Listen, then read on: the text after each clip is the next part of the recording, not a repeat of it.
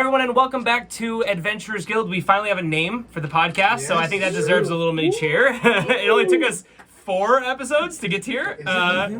We had this is the 4th one. So, this is the Adventurers Guild, Amateurs Guild. Yeah. Sorry, I'm already messing up the name. Amateurs Guild, and we say that because we're really bad, and I think I'm exemplifying that right now. Clearly. So kind of nailing the name already. It's on brand. But we have a very special episode. Not only have the gang thrown themselves into a total shitstorm, but also Becca's here with us. Yeah, so Becca's gonna be a mystery character coming in at a undisclosed time. The last 5 minutes. Yeah, last 5 minutes. Hey, and then we're done. Yeah. Which is gonna be great. This is the Dungeons and Dragons. Yes. This is the Dragons. The credits roll. You're playing the role of Dungeon. Oh. I would have preferred Dragon. I wasn't consulted. That's true. That would have been too OP though.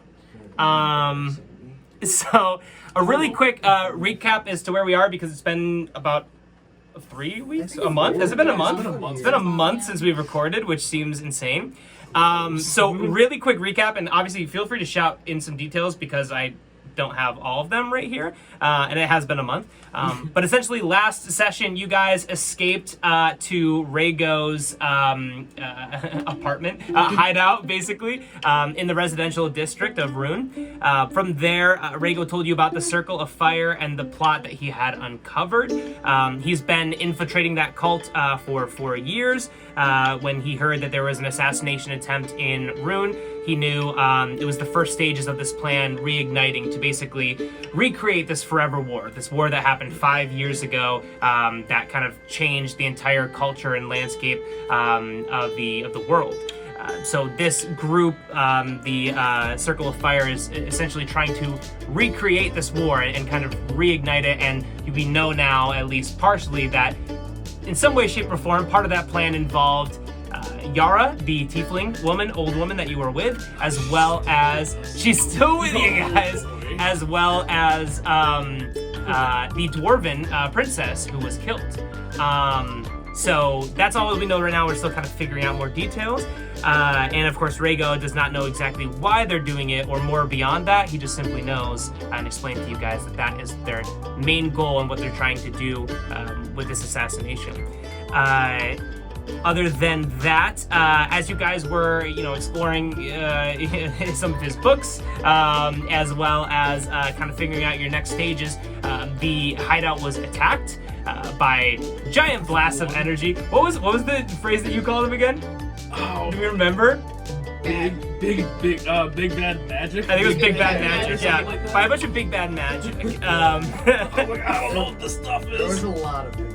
There was a ton of big bad magic. And I couldn't stay standing.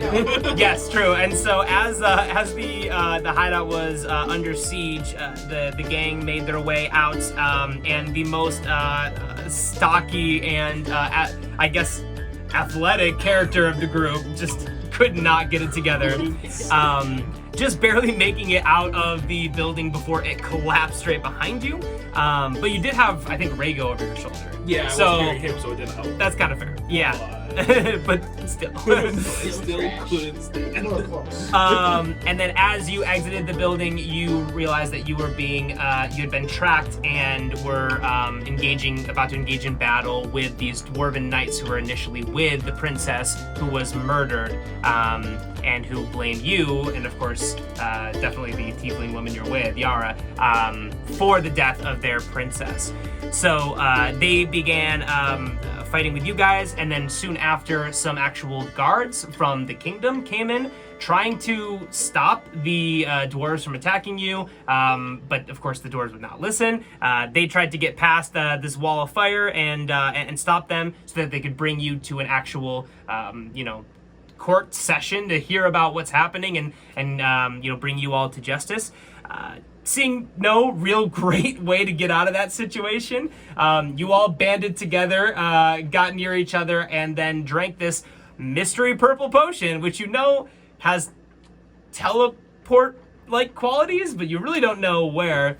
And then as you downed this, you were all transported to this large hall that was very dark, kind of ominous, and that's where we are now. So you guys have just teleported here. You really have no idea what's exactly going on or where you are, but you land into the ground, kind of just start to get up and dust yourselves off, and you're in this huge, massive kind of chamber hall, this dark kind of almost underground-esque it kind of would be similar to, like, let's say, like the Hogwarts like hall where they all eat and stuff like that, except there's no tables, there's nobody else here, very dark and ominous and kind of dimly lit, and you just have this sensation of this ominous, dark kind of sensation that you're not in a great place. Oh, Yeah. Is there natural lighting, or is it like torch lit? It's torches. Yeah, there's no natural light in here. It's all torches that are kind of illuminating where you guys are. Gotcha, like on the walls. Yeah, Chandeliers, like wall torches. Exactly, yeah. So you see a single chandelier in the middle of the hall. It's probably about 3 stories tall. And then you just have torches around the perimeter, but not really enough to fully light it. It's not requiring dark vision, but it's dimly lit. Dimly lit. Yeah. I'm just gonna immediately look at everyone and cast Pass Without a Trace. Great call. So, for up to 1 hour, any creature within 30 feet, including myself, has a plus 10 bonus dexterity checks and cannot be tracked except by magic. Okay, cool. Very cool. Sweet. So you cast Pass Without Trace. Very safe move. Great call. And as you do, Rhaego kind of gets up, dusts himself off. You guys are all still a little bit hurt from battle. And he just kind of looks over to you, acknowledging the Pass Without Trace, gives you a nod and says, "That's a good call. I've been in here before, but this is a hive. This is their layer. I haven't been in every single part of here, as well as I'm not sure where everyone is, and I don't know if I would be able to convince them as to why I would bring a bunch of outsiders here. So I think stealth might be our best play as we think about our next steps." Lacey just puts the cloak on that she stole from the dude, and she just starts walking over. She's like, "Camouflage." She just walks up. Rhaego just looks at you and just looks straight past you and looks over to Seabog and Pale Scales and says, all right, well, I don't know how damaged we all are, but I'm thinking maybe trying to avoid battle might be a good call. Definitely the safest call. What's the best way to do that? He kind of sits there and thinks for a second. He says, well, whenever we take one of these potions to return back to the colony that we call it here, we're not sure exactly where we're going to arrive, what room. So I think we can count ourselves fortunate that it's an empty room in this hall, but I'm not sure where everybody is. I'm not sure exactly what's going on, so I think we really just need to do a little bit of snooping, maybe find our way out of here. Maybe perhaps if we can find the den where they keep all of their potions, we can grab one more, and then worst case scenario, try a random one and just try to get out in case we're discovered. Do you know where we are in the hideout?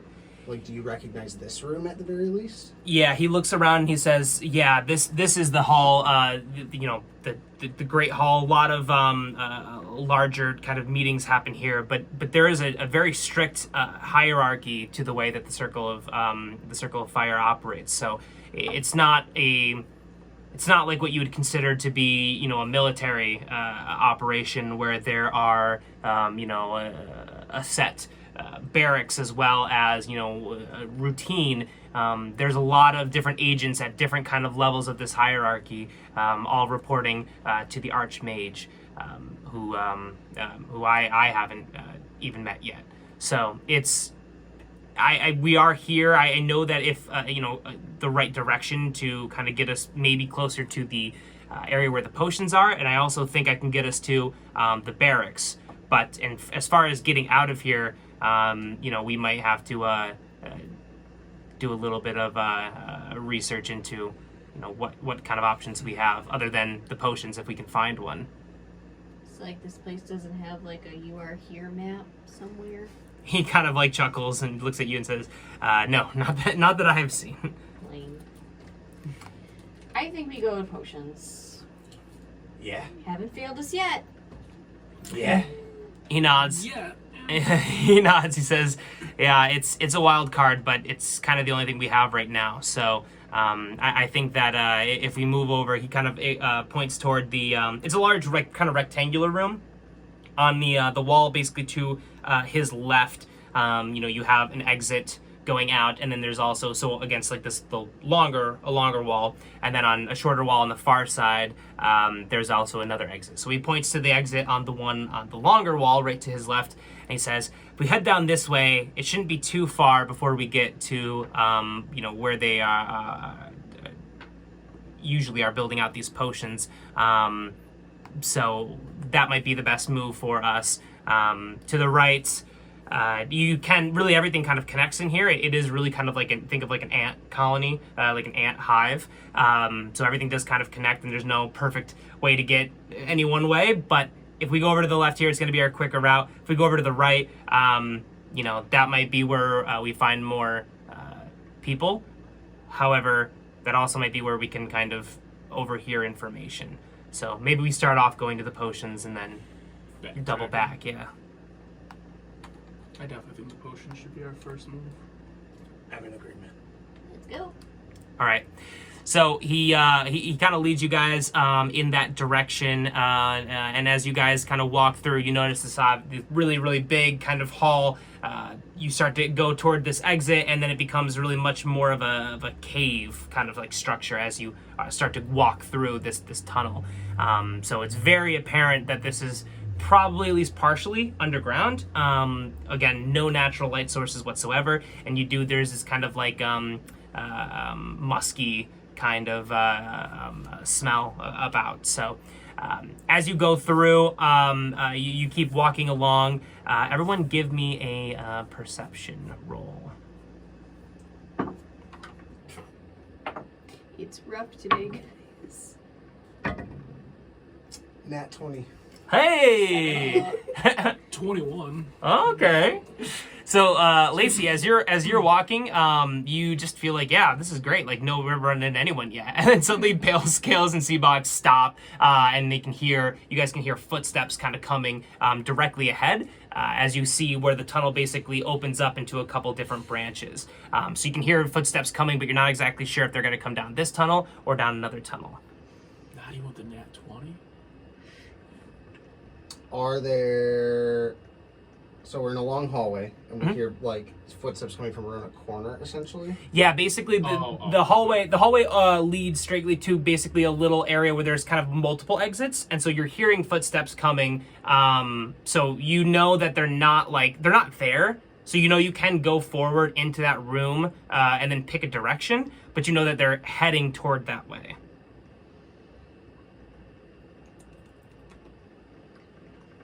There's no like torchlight that's showing some shadows on the hallway. Not just because there are torches going down these hallways and stuff, and that's what's keeping it kind of moderately lit. However, because you're looking into basically kind of a circular kind of room or a cylindrical kind of room, and then there are other exits that way. Yeah, There's no angle to kind of see that reflection really. Makes sense. So you hear them kind of steps coming, getting a little bit closer. So you guys know that you can get to that room and then pick a direction to go, if you want to do that. Yeah, I mean, we probably should. Yeah. Get to safety as soon as possible. Yeah. Lacey just Let's keeps keep walking. moving. Her sleeves are dragging across the floor. She's having a great old time. Pale Scales advances into the room as well. Okay, so you get into this room, and then so now you can actually hear, and I'm gonna say with your nat 20, Damien, you can kind of hear that as you walk into this room, there is obviously the route you came back from, route over to your right, one directly to your left that's almost back the same direction, but like right next to it, that starts to kind of go off into off to the side, and then you have one that's like directly forward left, essentially. So you basically which one the footsteps are coming from? Yeah, so you basically came from like the south. Okay. So you came from the south, and then basically from the southeast, there's a pathway. Is that where the footsteps are coming? No. Okay. There's from the southwest. There's another pathway kind of right along where you came from. That is where you hear the footsteps coming from. And then to the kind of northwest, there's another passageway. So you basically have your southeast and your northwest passageways, or the way you came, that you do not hear footsteps coming from. Which way towards the potions? We wouldn't know that without. Well, Rhaego. So Rhaego kind of comes up and he says, "I'm pretty confident if we go over to the left, that's going to be the fastest way to the We potions." should go quickly because the footsteps are coming from. Northwest. Yeah. Yeah. He says, "All right." So he goes over to the northwest. And kind of leads you guys along.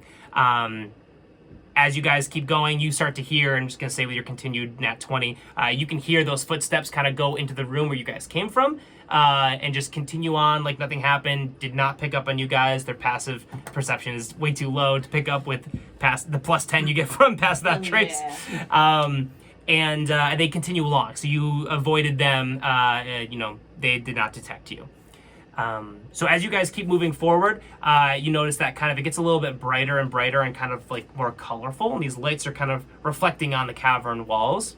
As you approach, you also start to just kind of get all of these different like smells and kind of just all of these strange kind of like ingredients and things like that. So as you continue on, Rhaego just kind of nods and says, "Yeah, this is the right way." As you go forward, the cave starts to open up into this really large library of potions, essentially. You just basically see these bookshelves built for all these different kind of potions, multicolors. You see, obviously, the orange ones, the yellow ones. You don't see any purple ones yet, but you see different colored like blue, red, green, kind of shades of different ones that are kind of mixing, as well as some that are like, black, gray, whites, like all this huge variety. And as you kind of walk in, Rhaego immediately just kind of gets you all to stop as you kind of see that. And he just basically just leans in really close and says, "All right, so we've been lucky so far, but there are always alchemists in here, so we should be very, very careful." Everyone give me a perception roll, and I'll do the same thing for Rhaego. 18. Ooh, that's a 22. Okay. Mine is a 16. Nice. Okay, so you guys walk in, you stop. I'm gonna say just partially due to your nat 20, partially due to Rhaego's ability, knowing kind of basically where you guys are going.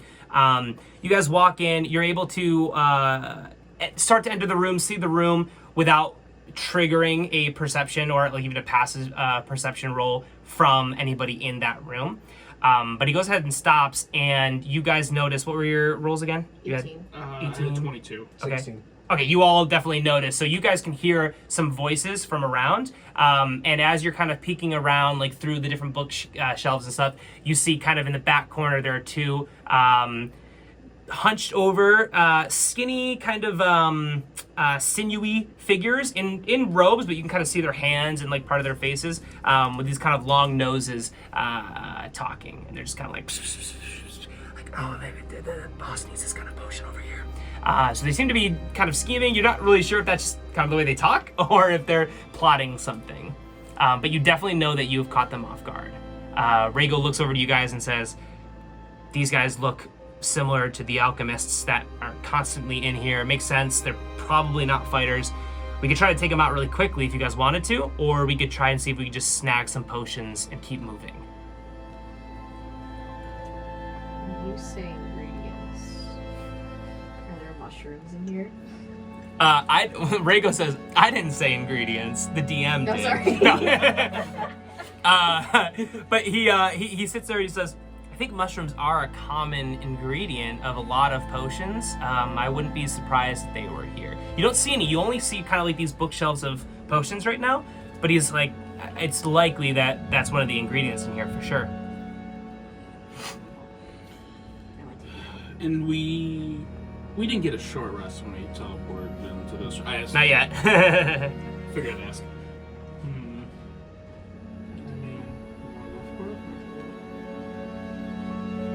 I think that the most effective thing to do would be to kill them quickly. Well, we are all whispering. Yes. Yeah, totally. Don't worry. They haven't even picked up. They haven't even done a roll to see if you guys are there yet. So we're murdering them. The best way to advance is to kill them quickly, and then we can take our time exploring this room, looking for a purple potions. Quietly, quickly. No Quiet. explosions. What if you guys? There's 2 of them, right? There are 2 of them. Yeah. What if you guys go up and try to take them out, and I stay back here and grab potions? That way, if something goes wrong, we at least would be able to. How many alchemists are you? Just 2. Just 2. Just Just the two? Just 2. Yeah. I hope we could see everything in that room with our rules. And I just love Becca's faces. the room is lit with torchlight, yes? Yeah, you can see this room is much more well lit, and also you're seeing the potions too kind of have a glow, almost kind of like lava lamps. So all these different kind of like beautiful colors in this really dank, ominous cave. Okay, and where is the nearest light source or torch to the alchemist? So you guys, so as you kind of look in, you're basically at the mouth of the cave, right? And so it kind of opens up. So you guys see, you know, shelves over to your left, kind of like shelves over to your right, kind of like all along the wall. There are some shelves, kind of like a library, in the middle, and that's what's obscuring your vision a little bit. And that's how you're kind of able to look around and see the alchemists in past one of them. So you guys are fully covered. But there are torches all around. So as you kind of look around, you do notice they are kind of close to this far wall. It's kind of like far ahead, a little bit off to the left. And there are a couple torches right behind them. Would you say within 5 feet of them? I'd say one of them's within 5 feet, yeah. Okay. They're kind of like, they're not like against the wall, but they're talking. So the one who's closest to the wall is definitely within 5 feet. Got it. Okay. I'm okay with her staying behind. I think we can take them 2 on 2. I don't know how quietly and quickly we can do that, but I think we can do it. Do you want to take the one furthest from the That's wall? what I was thinking. Okay. I think I can light the one next to the wall on fire quietly Okay. without causing a lot of commotion. Make it look like it was just got too close to the wall type of Yes, thing. exactly. Rhaego kind of leans in and says, I could also get up high and just in case I could kind of drop down and grab one if one's maybe trying to get away if we're not able to kill them. So I like that. I think good plan would be wait for Rhaego to get into position Mhm. and then see if I can set one on fire while you go for the other 100%. one. Okay. Cool. So Rhaego nods. He starts to kind of sneak forward, really not having an issue with pass without trace, but we'll roll just to be safe. Yeah, it's a 19. He's going to be just fine. He goes forward, still behind the bookshelf, so the alchemist can't quite see him. And he starts to kind of scale it like a ladder. This like really tall, probably 12, maybe 14 foot tall bookshelf. So he crawls on top and kind of stays hanging like Assassin's Creed style on the back of it. So we can kind of get an eye on them, but he's still covered, his body from being seen. So he kind of looks back to you two, Seabog and Pale Scales, and gives a nod like he's ready. All right. So Is it within 60 feet of me? The torch? Would you say? Yeah, the room's probably around 60 feet in terms of how far it is from you. So I'm gonna say the torch is within. Yeah. Okay. Let me make sure I do this actually correctly real quick. And then whenever you guys are ready to plan, we'll roll initiative, and obviously this will be a surprise round. So you guys will go in that initiative order. But then then once that's done, if you haven't killed them, then their initiative could potentially be there. So you could potentially get 2 turns on them. The first one being your surprise round. hopefully as long as So I am going to use a sorcery point to cast the cantrip Control Flames Cool. using Subtle Spell, which allows me to do so without using any somatic or verbal components. It basically lets me cast a spell non-verbally without any indication that I'm doing so. Oh, awesome. Cool. And I cast Control Flames to extend the flames of the torch the nearest alchemist Okay. onto the alchemist within 5 feet of the torch. Okay. So that it extends 5 feet from the torch onto him. Okay, before you do that, and just because it will affect Rhaego, everyone just roll initiative. And then, Lacey, if you want to do it as well. 6. 12. I have a 21. 12. Woo! Nice. I'm so glad I started rolling before because I didn't roll anything above a 5 before this session started. All right, what was your guys again, Dame? 6. And then 12. 12 for Lacey. 21. For C1. I think at one point in one other session I called Lacey Lucy. Yeah. And that's why I was kind of like, is it Lucy? Nice. Okay, so Lacey. Cutest little mushroom girl. And I'm sorry, one more time, Allie. 12. 12, okay. That was 6 for Seabog, right? Or no, for Dane, for Pale Yeah. Skin. Yeah. C-Block at 21. Cool. Okay, Rego got a 12, so I'm gonna say he'll go right after Lacey. Yeah. So, and then these guys have to roll. Where is their... Oh, okay, interesting. That sounds good. Oh, okay. Okay, so technically, Seabog, you're first, but if you want to hold and wait for Pale Scales to go, you definitely can. So essentially, because Pale Scales is last in the surprise order, Rego is holding his action, just kind of doing what he says. If one tries to run away, he can try to jump on them and try to stop them. Lacey, obviously, you also have an action if you want to hold. Can I actually kind of see if I can figure out what any of these potions do besides the 3 that I know? Yeah, totally. Go ahead and give me a... Probably in I feel like. So you're looking at these potions to kind of figure out what they are. Yeah, we'll do an Arcana. 17. Nice. So tell me which, because obviously there are a lot of bookshelves. Right in front of you guys, there's a couple of row of shelves that's again blocking your vision from the alchemists. So tell me where exactly you go, because there are different potions kind of all around. I want to know what that black one does. Okay, cool. So the black one I'm going to say is right in the middle. It is still obscured. There's basically like 3 bookshelves in the middle. So on the far one, right in front of the alchemist, is what the one Rego is on. So the middle one, which is going to kind of be an eyesight, but they don't have any reason to, find you right now. I will roll a passive perception if you go there, but you're probably going to be okay. So if you want to do that, you definitely can, but it will cause a roll from the alchemists. Chaos. Nice. The chaos rain. 17. Actually, sorry, 19 because I have +2 already. Okay, yeah. So you're probably going to be fine. What is their perception here? Okay. I don't think they can anyways. Oh, they can't be tracked by magical means. Yeah, they can't be tracked unless. Don't you dare look at me and tell me you rolled Wait. that 20. What did you say? No, I was just asking what you said. So I was thinking she can't be tracked unless it's using magical means. Right. So like They can't be tracked. That's 19. Cool.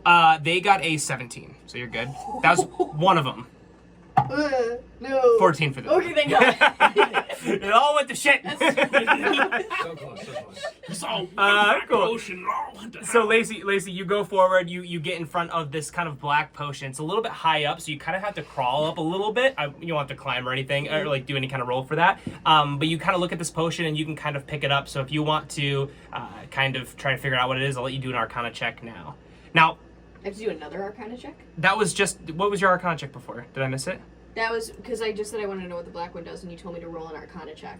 Oh, I thought you just rolled a stealth. No, that was the stealth, but the Arcana check was the 17. It was a 17. Oh, okay, perfect. 17. Okay, gotcha. Yeah, that's fine.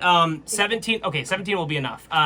So you grab this potion, and by the way, Seabog, I think we skipped you, but you're just holding. Yeah. Okay. At this point, yeah. Okay, gotcha. At this point, it's stealth, so it doesn't really matter right now until they're aware. Until shit starts hitting the fan. Yeah, you're gonna get a surprise on them no matter what. So, okay, you pick up this black potion.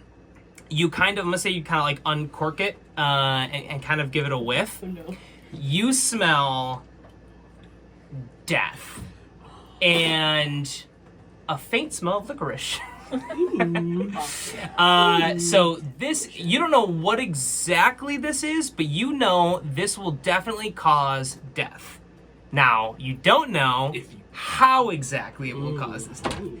but you do know this is a very strong, high-level potion. Does anyone in the party see me take this? I'm gonna say you guys are all aware of it, unless you're trying to hide it. Do you want to hide it? You can do. If you want to do me a sleight of hand, then you can kind of do it against everyone's. I'm gonna say passive perception. So what does your passive perception say? That's a 16. Okay, 16. I don't know Your passive perception is a No, Oh, wait, no. no. That's no. No. Yeah, you want to roll a sleight of hand. And the Yeah. other two, you guys are gonna roll passive perception because you're not aware that she's trying to hide something from you. Yeah. I don't know passive perception. What is passive perception? It should be somewhere. It's on your wisdom, babe.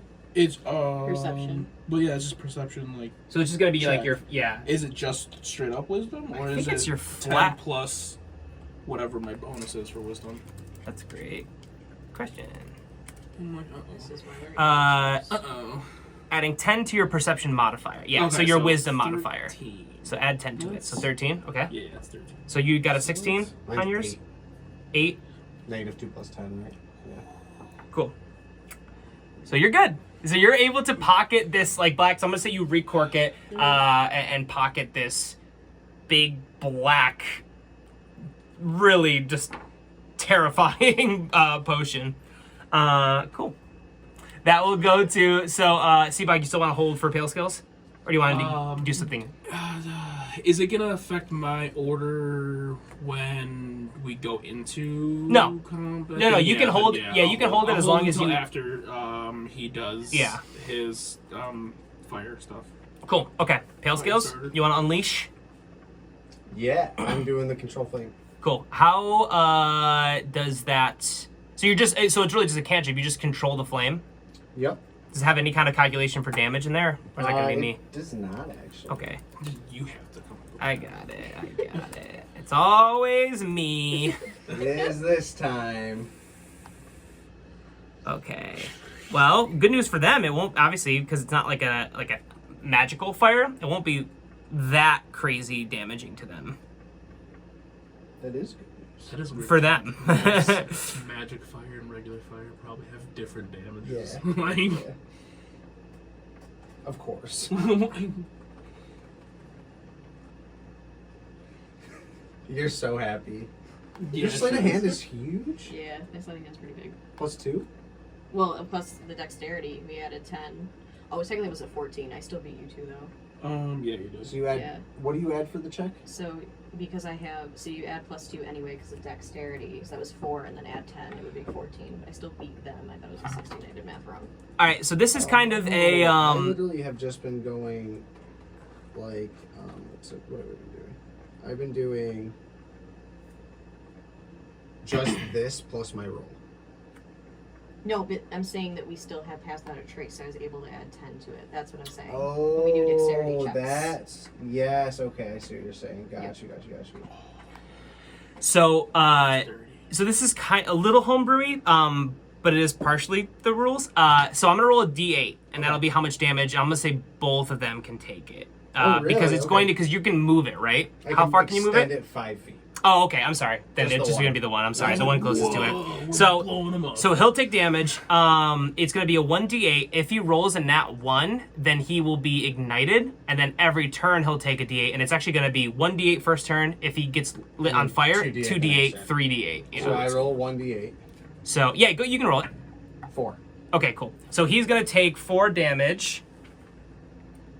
As you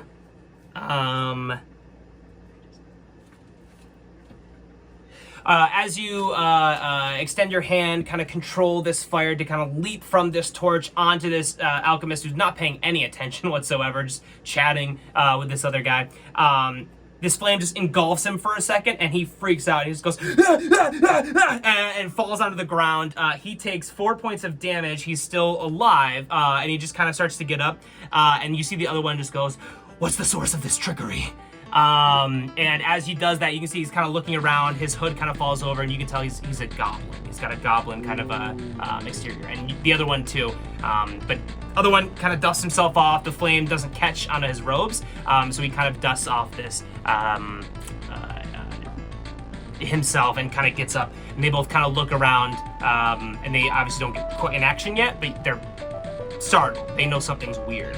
Now that will go to Seabach, if you want to control your action. Surprise round is advantage on attack?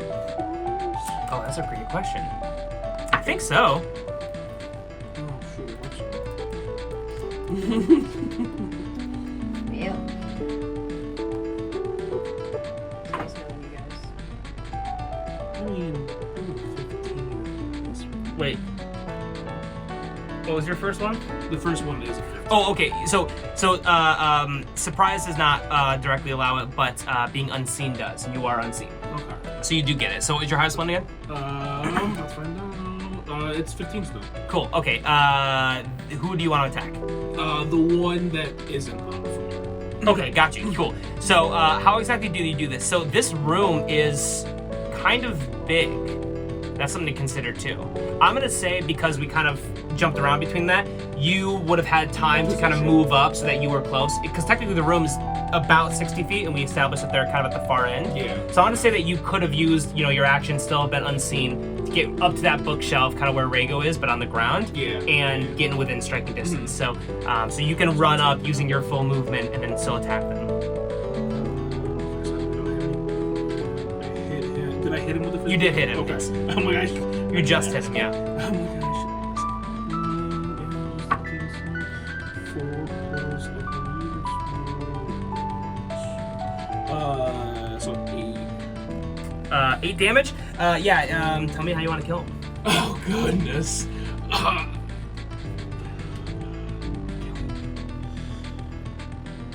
I mean, I'm gonna hit him with my sticks. So I didn't roll that 20, so it's not gonna be too crazy.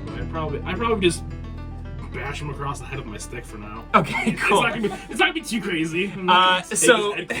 So basically what happens here is Skull. yeah. So basically what happens here is you guys ignite this one guy out of nowhere, and he's like, "What the hell is happening?" Falls to the ground. This other guy freaked out. Out of nowhere, a giant fucking turtle man runs up and smashes his skull in with a big stick. I mean, okay, so I'm gonna hit the other one. Oh yeah, you get another hit, right? Yeah, Another attack. yeah, I get Nice. another hit. Yeah. We're You're no not longer gonna- unseen. Oh, yeah, that's fair. That's fair. We're not saying that he's actually prone when you said that he fell over, or No, it's kind of for flavor, yeah, unfortunately. I figured. But It's a great question to ask. that's gonna hit us. I rolled a 17. Yep, definitely hits. Wait, what's your modifier to damage? To damage, it should be a 4. It's Then you a can't 4. not I can't kill not him. kill him. I mean, Oh shit. If you want to roll in that 20 and do something maybe extra cool, you can. It's always worth potentially getting that 20. 13. No. Okay. I kind of just do the same thing. I mean, I'm like Just bash him in yeah, again. I'm just gonna bash his head again. All right. You turn around, just without missing a beat, just bash the other one's head in. All right. They both fall to the ground I dead. turn around. We're cool, guys. Nailed it. We're ready. Nailed it. You see Rhaego drops down with a knife in his hand and just drops down and stabs the one who you just killed and was like, "Ah, I got you." Oh. Oh. I jumped like- before you hit him. I like your style, and I walk over and I punch Lord one. stab. Rhaego just says, "Okay, that was embarrassing." I know you're a Marks Puncher fan. That's awesome. I'm a Marks Puncher fan. They're metal. He says, okay, yeah, Alright, that's so- cool. As you do that, you see, kind of over where they were standing, you see this apparatus. It's like an alchemy table, and it has this kind of simple machine kind of contraption that is pouring this red liquid into this green liquid. And so it's kind of like pouring like a little bit, drops a little bit in, and then stops. And then drops a little bit in and stops. So you can kind of establish, based off of their proximity to where these guys were, that they're in the middle of working, and this thing is kind of an automated process. Mm-hmm. So this liquid is kind of pouring into this this vial. This I think I said it was red pouring into green, right? Yes. Okay, Yeah, cool. yeah. So it's kind of pouring in, just kind of like dipping a little bit in, and so obviously the vial is filling up. Anything you guys want to do? Well, Please don't Who's stick your got- head under. I'd like to take a Who's got closer look the at the automated best- machine. Yep. Do you want to do? So do you want to do a? Investigation, if that's okay. I would say. Or Arcana. I can do either. Or whatever you want. I would say you want to look specifically at Like the mechanics of it. the mechanics of the machine. Yeah, I'd say see just what give me a flat intelligence. Oh, just straight up intelligence. Okay. That's going to be bad. 3. Oh, that's even. Whoop. So you see this contraption that's just like, kind of like constantly pouring this little liquid into this vial, and it's pouring this red liquid into this green liquid. Guys, I think I can figure out how this is automated. You see how the red's pouring into the green? Yeah. It's doing that by itself. Whoa. I feel like he's being sarcastic. I feel like he's not actually impressed with that information. Anywhere near you. I didn't whisper to me.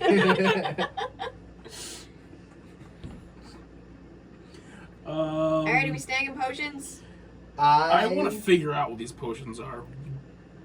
What you work here. What are these Rego. He says Raygo's like, it's just my. Raygo just goes, it's just my day job. He says, no.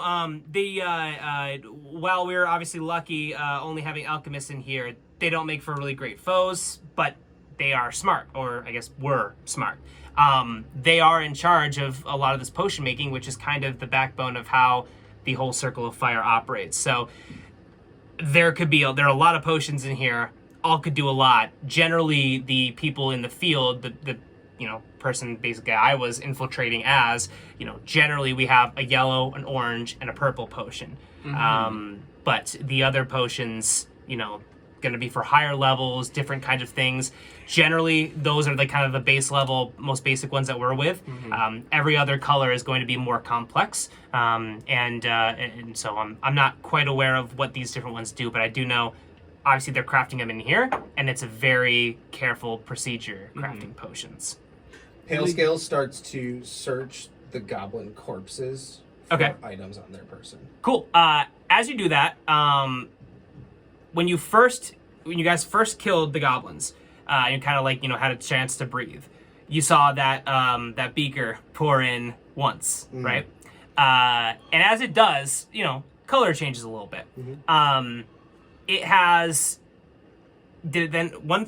after you did an investigation, it did it again. And as you guys look through these corpses, it's gonna pour one more time. Okay. Or it's gonna keep pouring, I'm sorry, but it just letting you know how many times it's pouring. So as it pours in, that color is kind of changing. But of course, with a better investigation, preferably right to the potions, you might be able to figure out what it's doing. But before we do that, you look into the goblins' possessions. So as you do that, these goblins are just wearing these kind of loose alchemy robes. So you go in there, you see, definitely a bunch of herbs, stuff like that. Do find some mushrooms. As well as they each have a dagger on them, and a couple of small scrolls that are kind of, as you open them up, they look to be just kind of like daily instructions. I take the scrolls and the mushrooms. Cool. Do you want to read the scrolls, or anybody else want to do anything? I'll investigate those potions. Okay, cool. You investigate the potions. Just give me you can go ahead and give me either an Arcana or an investigation, because something's happening, and Rego told you that it's a careful procedure. 10. Okay. So you saw when it first poured it in, the first kind of bit of the red going into the green didn't really make much of a color difference. Second time, it started to get a little bit lighter.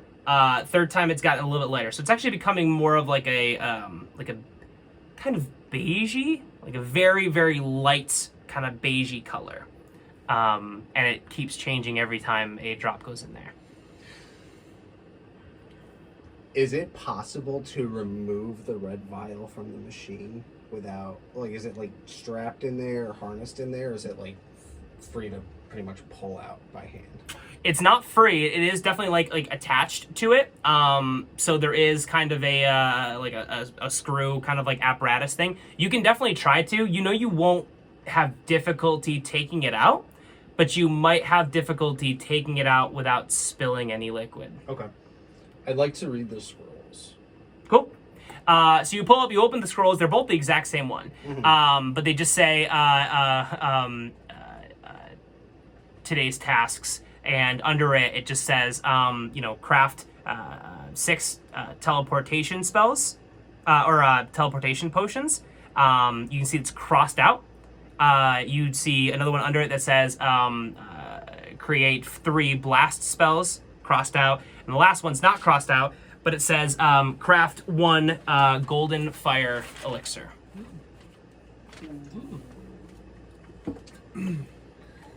So I take one of the scrolls and I motion to Seabog to take it, and I hand it to him and I say, I think that the last one was the one they're working on. Okay. If you look at the list of tasks. I read them, I see the same stuff. As you do that, the vial drips one more time in there. It just becomes kind of lighter again, becoming kind of, a faint yellow. A faint yellow. Okay. So I think I can wait a second. You said on this contraption there's a whole bunch of. Is there instructions anywhere? Like, is there like diagrams or something, or recipe books? Yeah. Basically. If you want to do a investigation for some recipe Something books, like you that. can.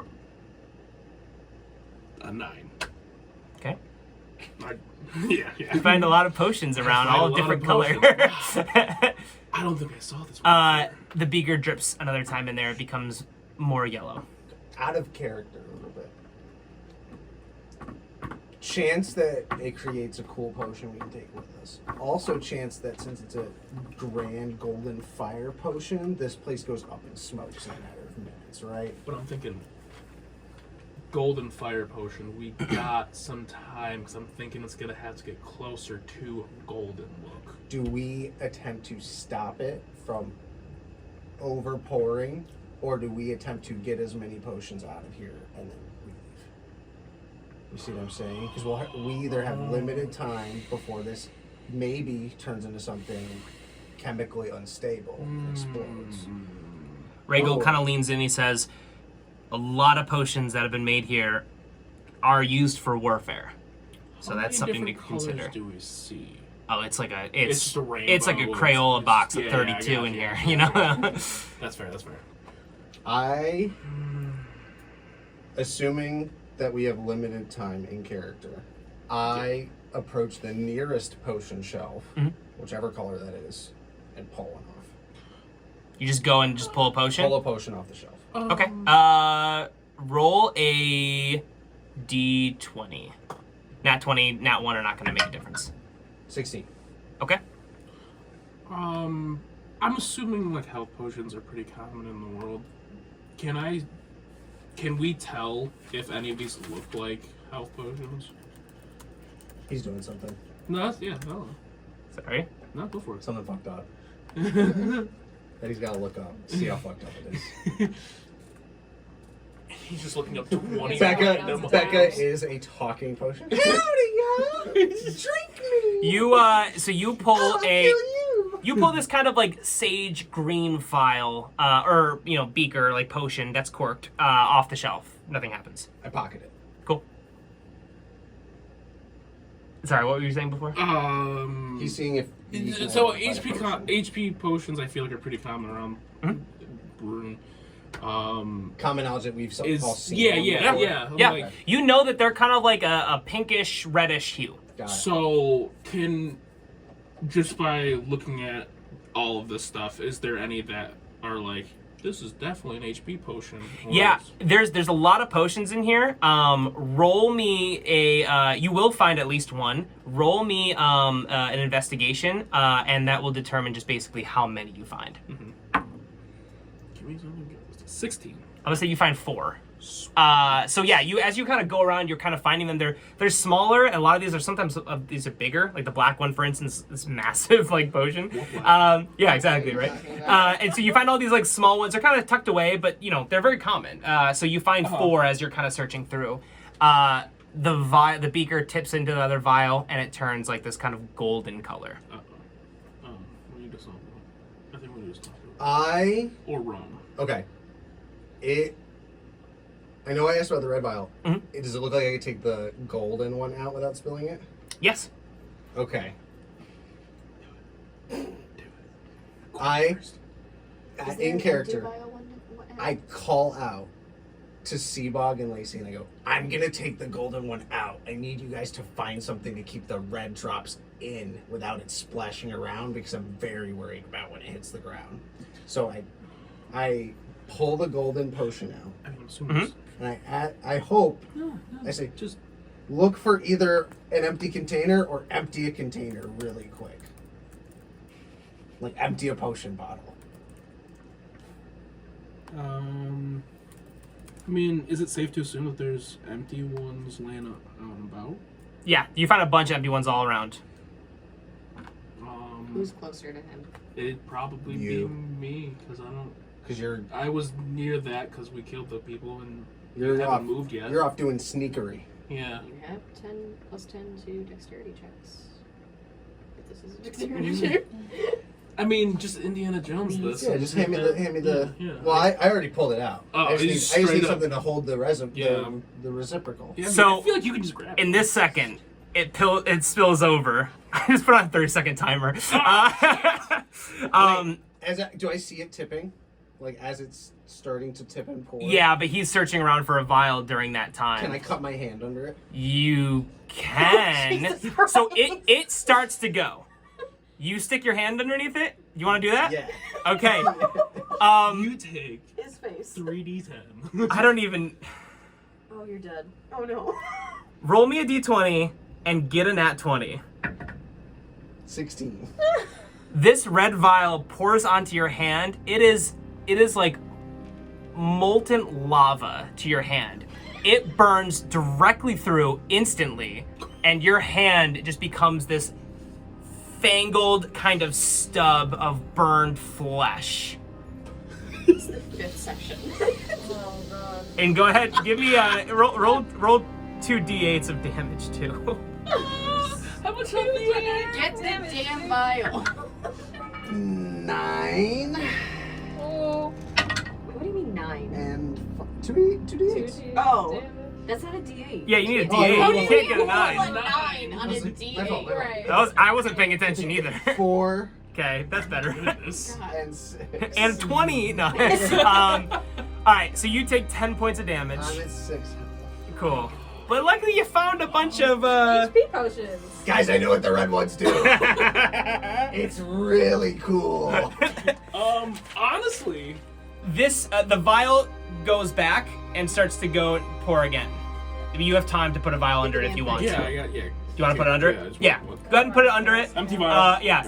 Starts pouring into this vial. It takes it's a bigger kind of vial. You know you're gonna have plenty of time for it to largest fill thing, up. fine. Yeah. I'm like- So you're all good. I'm like, Yeah. but it's not gonna overfill because I'm assuming. The other vial, as it's going, it was like probably half full by the time it burned Yeah, so Pale Skill's hand. So like as it's going, you can Safe tell to that assume it's gonna empty stop. before. Yeah, it's gonna empty Cool before beans. So it we have overflows. all the time in the world. I'm gonna. I don't want to like seem uncool in front of my friends, so like I try to keep like a grimaced smile, but I start crying. Yep, that's fair. Pouring. Rhaego just comes up and he says, "Are you okay?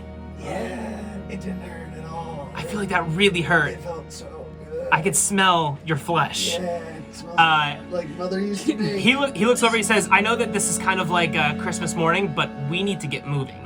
We still don't really have our way out of here." During that whole time, can I just get potions? Because I haven't. Yeah, she hasn't done. You can if you want to go ahead and just roll me a d4 for how many potions you can say. I'm just going to be a random color, unless you want to grab a certain kind of color for no random reason, and then you can grab 2 of them. I'll say. So if you want to roll a d4, that'll be how many random potions you can get, or you can try to find multiple. There are no other black ones I though. want to go random. Okay, cool. 4 random. Ooh. Nice. Okay, cool. I'm literally just gonna do a random color generator. Yeah. I already have 2 orange potions, 1 yellow potion, 1 purple potion. So you're gonna have to write this down. Yep. You get a light blue, Okay. a bright green, This is the same color green as what the base vial was initially.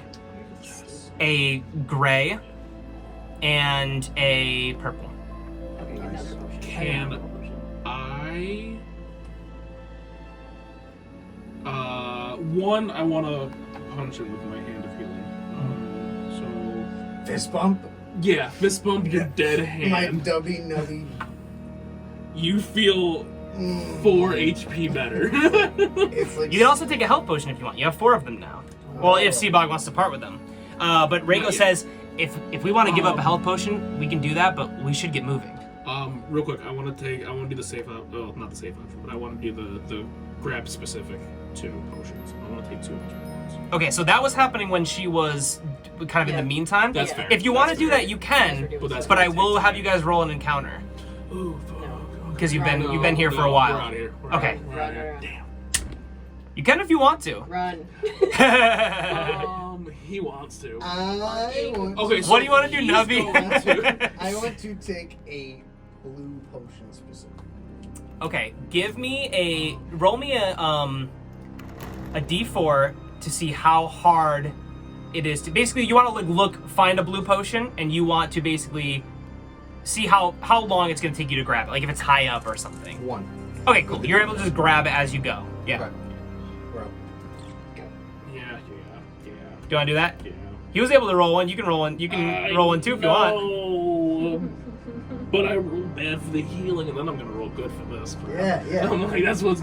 Corpse puncher, roll it. Grab one. Grab a red one. Red and blue. Makes Would green. only be So you one potion. I'm sorry, I might not have made that clear. You guys are gonna roll an encounter because he's Yeah. doing this. Yep. Oh, we're just. Yeah. That's why I'm saying you might as well grab Back one. to Yeah. back. I I've thought thrown that this into was this. gonna be like. No, it wouldn't have been just you in I particular. already Yeah. He took up more action economy Yeah. than anyone, Yeah. burning his hand. I got a 2. I have 10. So what were you trying to do? Because his was based off of trying to find I a wanted specific to get, potion. I wanted to get a red one. A red I one? wanted to Okay, get a cool. red one I'm specifically. gonna say it's gonna take you 2. So basically, his just took this 1 turn. Yeah. 2, it's gonna basically be like his 1 turn and then another turn to after grab that. it. That's fair. You can totally do that. It's gonna be 2 encounter rolls. You might not get anything. I'm just gonna roll a d20. If you get I'll actually have you roll it. If you get a 10 or higher, it'll be an encounter, and if you get another 10 or higher, it'll be another encounter. Pretty much just the amount of people, if any. So yeah, okay. So I rolled a 2. Do I have the potion now, or am I rolling the encounter, and that would happen while looking for it? You will be able to get the potion, and then the encounter will happen. Okay. I'll say, yeah. He's real bad. He's real low. That's 12. Okay.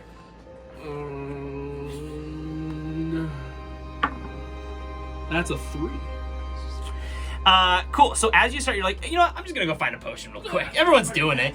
You go over, you kind of find, what was it, a red potion? Yes. Yeah, so one of those kind of like dark red potions or whatever that was The in one that was tipping. Was Exactly. specific, I was like, Yeah, totally. You're able to find one. You kind of go looking a little bit up, so you have to kind of climb a little bit to the side of a bookshelf to go grab it. As you do, you hear a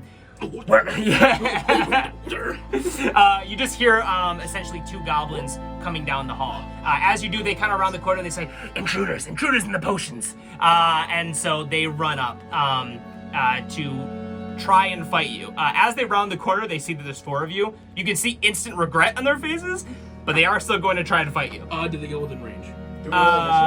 They were gonna roll initiative, basically, yeah. Yeah, that's fair. But they will probably be in range of you because they didn't know you were there when they entered That's the fair. room. 17.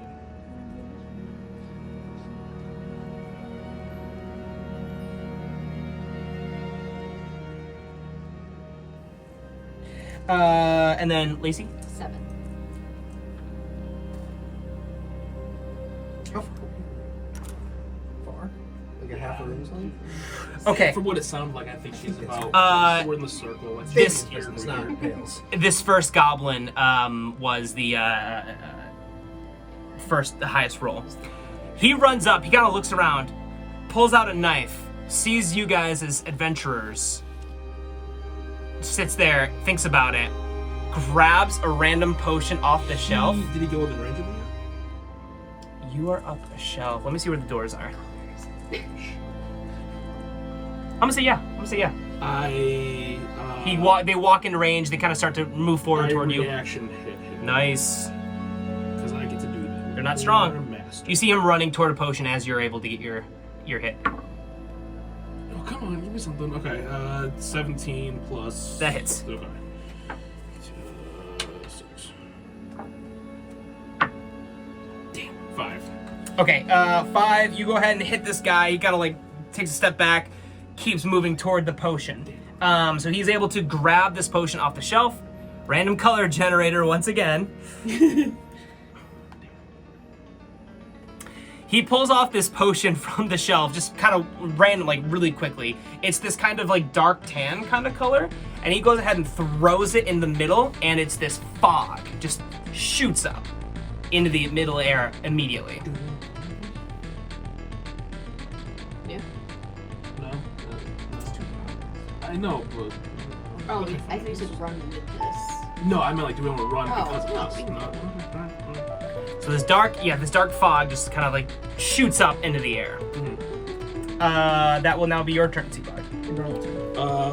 Does I'm assuming the fog makes it harder to see. Will it affect my attack rolls? Yes, you're going to be, unless you're within 5 feet of them, you're going to be disadvantaged. Yeah. Which I'm still 5 feet. right, because now did you move? He moved into you, so you are within 5 feet, so you're able to do that. Yeah.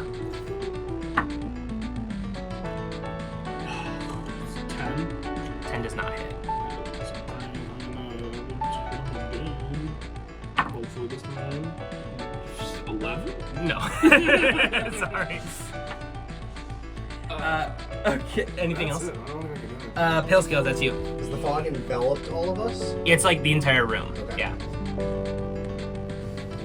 Sure, that's gonna roll for Rigo. By the way, Yara is with you. She's just cowering the whole time and running back around. Fine. Is there no way for me to tell which direction they're generally in? Like, am I Well, completely disoriented? So you saw them come in. So Well, you yeah, but know. I mean, on foggy. Whatever. Yeah. My Basically. perception of that. Okay, so basically the room's kind of like a circle, kind of, right? In the middle are these bookshelves. You guys are over, you came in from this side right here. Now you're over in this far kind of corner where the goblins were and where that kind of potion contraption was. They came in from like directly below you. So they came in and were pretty much immediately within range of Seabog. That's why I was able to get that hit. So you know if you go like straight south, that's where they are. Is Lacey next to them, or is it just? Lacey, I think you are probably within the bookshelves in the middle. So you're kind of off, she's off to your left, probably like 10 feet or so. So I can move in combat, right? Like, I can- Yeah, you can move up to your speed. movement speed. Yeah. So I'd like to move 30 feet in the direction that I saw the goblins coming. Okay, cool, gotcha. So I'm gonna say go ahead and go forward and then just give me a perception. It's not a hard perception because you guys are not that far apart. Okay. I feel like we were pretty close to begin with. Yeah, it's not a crazy big room. So my perception is ass. 10. Okay, I'm gonna say you're gonna be able to attack wildly with disadvantage. Okay. Wildly is just flavor. It's like you're just kind of like looking around for them. Oh, I thought you were gonna say like he could hit me. I thought you Yeah. said he could No, hit no, me. no. And I'm like, That'd be fun. Yeah, you know what? I No, didn't say I'm just kidding.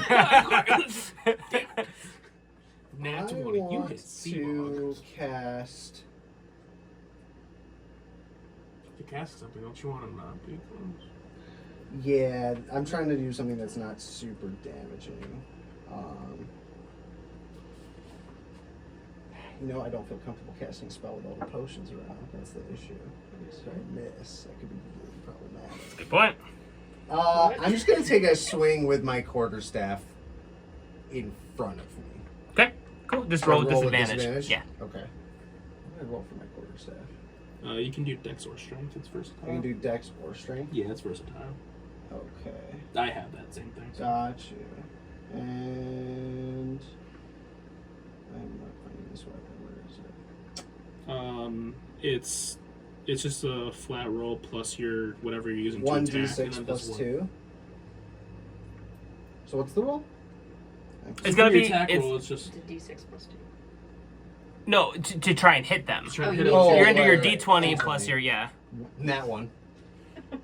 You just swing wildly. I'm gonna say you hit the bookshelf and you knock a potion off. Nice. I'm just gonna do a random color generator. Please don't be yellow.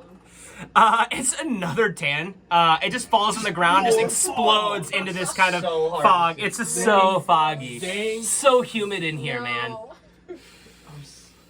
This reminds you of the trough. It smells like home. Is there anything else you want to do with your turn? No. I don't think I can do anything else. Cool. That will be this other goblin. He is going to just kind of, he's engulfed in the smoke. You can't see him, so you don't really know what he's doing exactly. He's a little bit away from you because he didn't run up into your distance. Everyone just give me a perception check. Try to figure out what he's doing. Oh, 13. 8, 9. 11.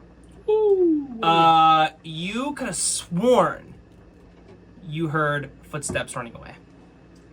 I sworn I heard footsteps running away.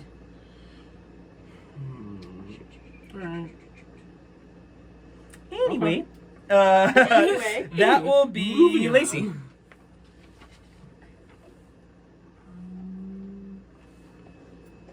I'm pretty far away from them, aren't I? Yes, Okay. But I'm still next to potions. you are next to potions. The chaos. The chaos raid.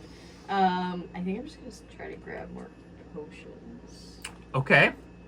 Because I can't really do much. How many potions do you have on you? Well. As far as you know, none. 4, 5, 6, 7, 9. I don't. I'm not too big on like inventory stuff too Okay. much. I don't care. You can take them, Okay. but these are glass beakers. Oh, So yeah. just keep that in mind. Probably not gonna go well. Okay. So you haven't noticed any issues so far. Yeah, let's go for it. Why not? Okay, cool. Sweet. I'm gonna say in the go ahead. I guess give me a any specific kind of color you want to find. Basically, what I'll do is if you can do if you just want to randomly grab one, just go ahead and I guess I'll just do a random number generator. You're right next to him, so you don't need to do anything to grab one. You get an orange one. I can have another help one. God damn it. Okay. You say health? Help. Help. Yeah. God damn. Cool. So you grab that. I'm gonna say you could move if you want to. I'm gonna move back towards where they were constructing the potions. Okay. I'm gonna move back there. Okay. And just kind of chill out back there for right now. Wait for Okay. the fog to clear to see if I can find any useful ingredients for myself. Okay, cool. I'm going to roll. Where did my d20 go? I'm going to roll for Rhaego. I'm just going to give him a perception check. He's going to look for a certain potion. Ooh. What is his perception? I don't remember. I thought I remembered. Okay. Yeah, okay. So he's kind of searching through. You hear just kind of Rhaego, who's just runs over to like the bookshelves or these like shelves of potions, kind of rattles through. You hear him just yell after kind of like a couple seconds, just yell, "Finally found it!" Throws a potion on the ground. You hear a beaker explode, and then suddenly all of like this kind of bright light shines out, and then all of the fog kind of gets sucked into like the middle and just disappears. So suddenly the room is clear, and you see this goblin just standing there with a knife in his hand, like, fuck. Is it just one goblin? Just one goblin. So I was right. That would be that first goblin's turn. He's gonna look around and dart in the other direction. He is in your range, so you can get an opportunity attack. Have you hit him yet? Yes, I did 5. Okay. This That's right. is this is 15. 15 just hits.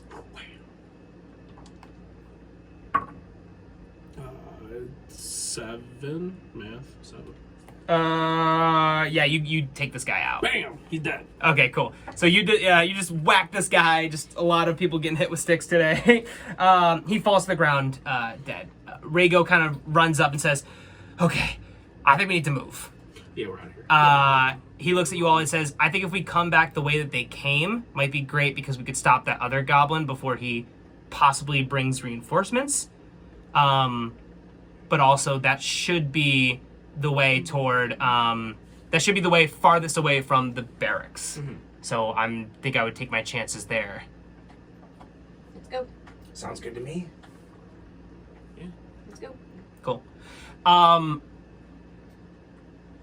All the spellcasters, roll a perception check. 13. 11. You guys can kind of feel this, ripple effect kind of like in the air.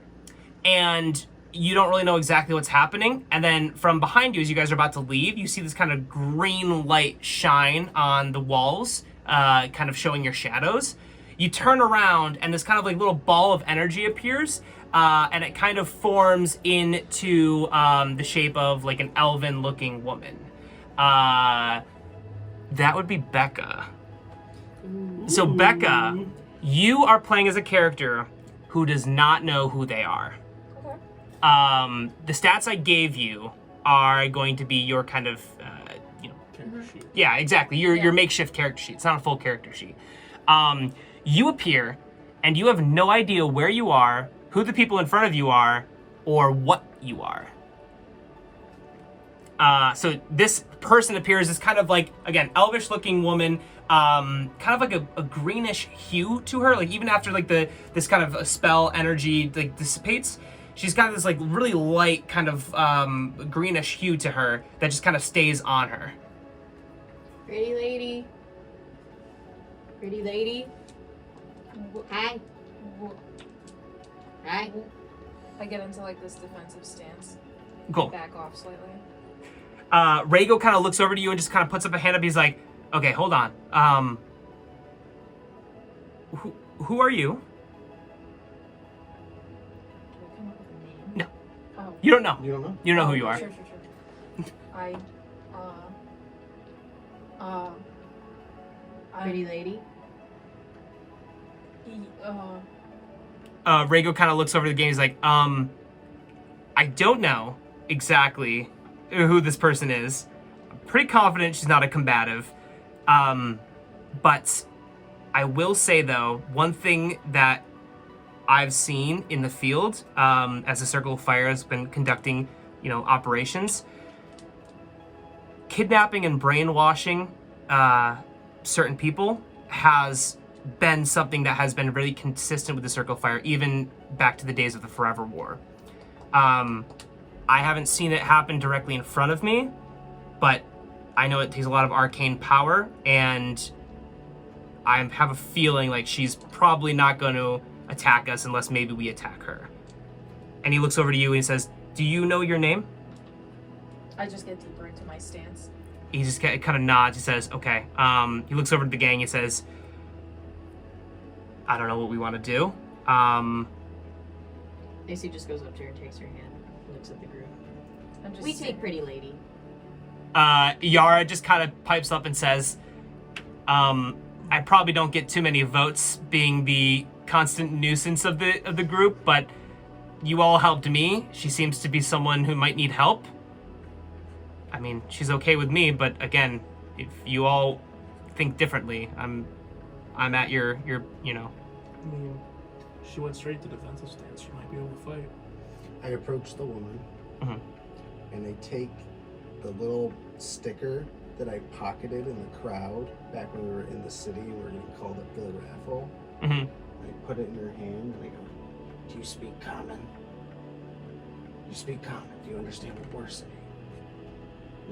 Not. Yes? Okay. We're safe. These two are safe. And this Rhaego guy and this old woman is safe. We don't know anybody else here. I'm still holding Lacey.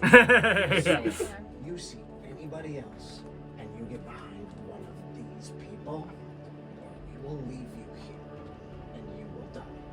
And it's not because we don't like you, it's because we don't have the time to carry you. You want to go?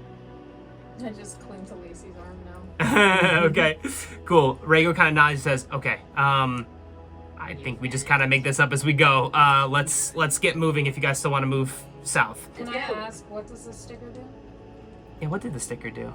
This is from you, isn't it? It is, but it is not a sticker that does anything. Oh, it's just a fun it's sticker. just a okay. cool Yeah, sticker. it's just a sticker. It's the just flavor It's the sticker. one she passed It's out. stickers I It's a threw scratch out and to sniff? the Oh, it was crowd. one of Yeah, those- oh, it was okay, one of okay, those gotcha. random It just has a Like a little pleasantry. mushroom on Yeah, it. yeah. It doesn't do anything. It's got a little Um, it's a mushroom shape, It's a little mushroom. Yeah. so you can wear it if you want. She's sick. Just hold it. So one of my arms is on Lacey. Yeah. Very closely, and the other one is just holding the sticker. Just Yeah. Well, like a Lacey's probably tray. like that big on you. Oh. So just remind, like, Yeah, literally, she's a she's gnome, just. so she's Yeah, she's Yeah, tiny. yeah, yeah. Oh, You're okay. probably like 6 foot tall. Oh yeah, you're Yeah. the whole Elves- man. elves are tall. Yeah. You're, yeah, about 2.5 2.5 feet, 3 feet. Yep. Cool. So you go ahead and move forward. As you do, you kind of notice there's like a lightness to your step. Now everything's kind of confusing to you right now, but as you keep walking, you're kind of like realizing that your feet aren't touching the ground, and you're kind of levitating as you walk. So Rego notes this and says, "Well, she has some kind of magical properties. I guess we're gonna slowly figure out more about you as we go." Cool. So as you do this, and as you're holding Lacey's hand, Lacey, what's like the biggest emotion you're feeling right now? Friendship. So Emotion of friendship. So, Becca, you, as you're holding Lacey's hand, you notice, just kind of out of nowhere, that, like, you can kind of feel the emotions that she's feeling. It's an ability called Heart of Sight. Essentially, you touch a creature and magically know the creature's current emotion state. There's a charisma saving throw, but just for flavor, I'm just going to say it didn't happen in this case. But essentially, you can also figure out people's alignment and whatnot. So if you want to try and hide your alignment, you can roll a save, or you can just let her know more about you. You kind of realize that there's kind of a magical investigation-esque thing happening. Okay, you have to beat a DC 10 charisma saving throw. I have rolled 11. Okay, so none of this is weird to you. You don't really know your abilities, but you just know that she feels very friendly toward you. So that also gives you, some peace of mind. Have that as you will. Cool. Friendly towards everyone. Yeah. Have that as you will. Okay, so as you guys walk along, go ahead and give me a perception roll. And Becca, you can do this as well. 11. What is your, let's see, what's the modifier for perception? Is it wisdom? Wisdom. So you have a +1 to this, Becca. Oh, okay. Oh, I'm at 12. I thought it was. There's perception +3 on here. Oh, I'm sorry. Yep, I totally So missed it'd be a that. I just looked straight to wisdom. So you get +3 to that. Yep, So I got a 6. awesome. Cool. Cool. I got a 13. Okay. 2 minus 2. Woo! Solid. You're not even sure you're in a cave anymore. He's like, are we outside? You're like, wow, this is such a muggy day out here in Rune. This is the biggest museum I've ever been in. So as you guys keep walking, Rego's kind of, leading the charge here as you go through. As you do, Rego just stops and kind of holds you guys up, and there's a fork in the road. He turns around to you guys and says, now, again, this is a really big colony. I'm not 100% sure, which avenue we might be at. I think the left will lead down to the barracks, which I know we've been trying to avoid. However, as we walk through here, we've not seen anybody other than alchemists. I don't know why that is, but there are usually foot soldiers here. People donned in the same kind of, apparel that the people who came to try and, attack you guys. Did way back at the beginning of this, did we happen to see the people that were walking towards us when we went to that first hallway and we went? No. Okay. No, so you have no idea what they, like who they were, or Yeah, what they what looked like, yeah. or anything. Okay. So, if our objective is to get out of here, what's the fastest way to do that? You think it's going to the barracks? He says, no, I don't think the barracks would be the fastest way. I'm pretty sure if we go to the right, and he kind of looks at the fork in the road, if we go right, I'm pretty sure that will lead us to an area that the Circle of Fire used to use to teleport mass groups of people in a way that a potion simply wouldn't allow them to.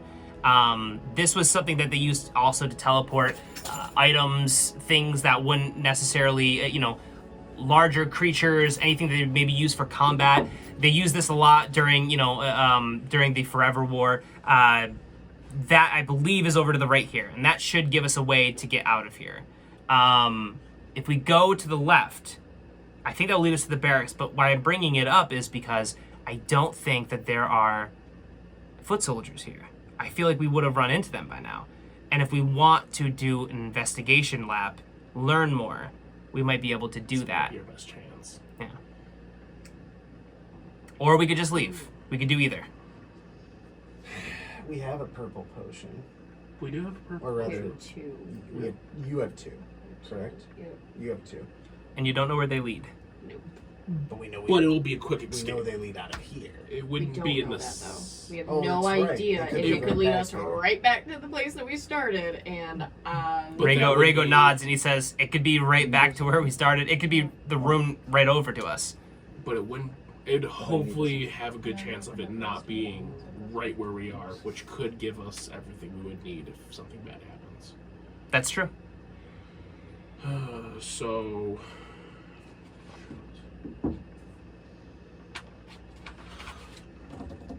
I timidly look at Lacey and then back up to the boys and then back down at Lacey. I would like to leave. Yara You nods don't and really says, wanna me say too. You don't have to say. You're tall. How big is your character? No, it's I was me. being her. Lacey looking at me from way down there. That's funny. there's a hierarchy here. I'm on top. I don't know if we ever established that, but She cut a that dude's works head for now. off. That works for now. She's I cut guess. a dude's head off. I cut my own hand off, technically. I know, you burned your hand off. Tomato. What is that? I don't know. I read it in a book. It's the only book I could read. Rhaego looks around and says, we have tomatoes here. Have you never had a tomato? What's a tomato? The garden is right in that corner. Yeah. Oh, look at that! I kind of want to check out the barracks. I do too. How long has it been since we've entered? Oh, yeah, we have a grasp of time.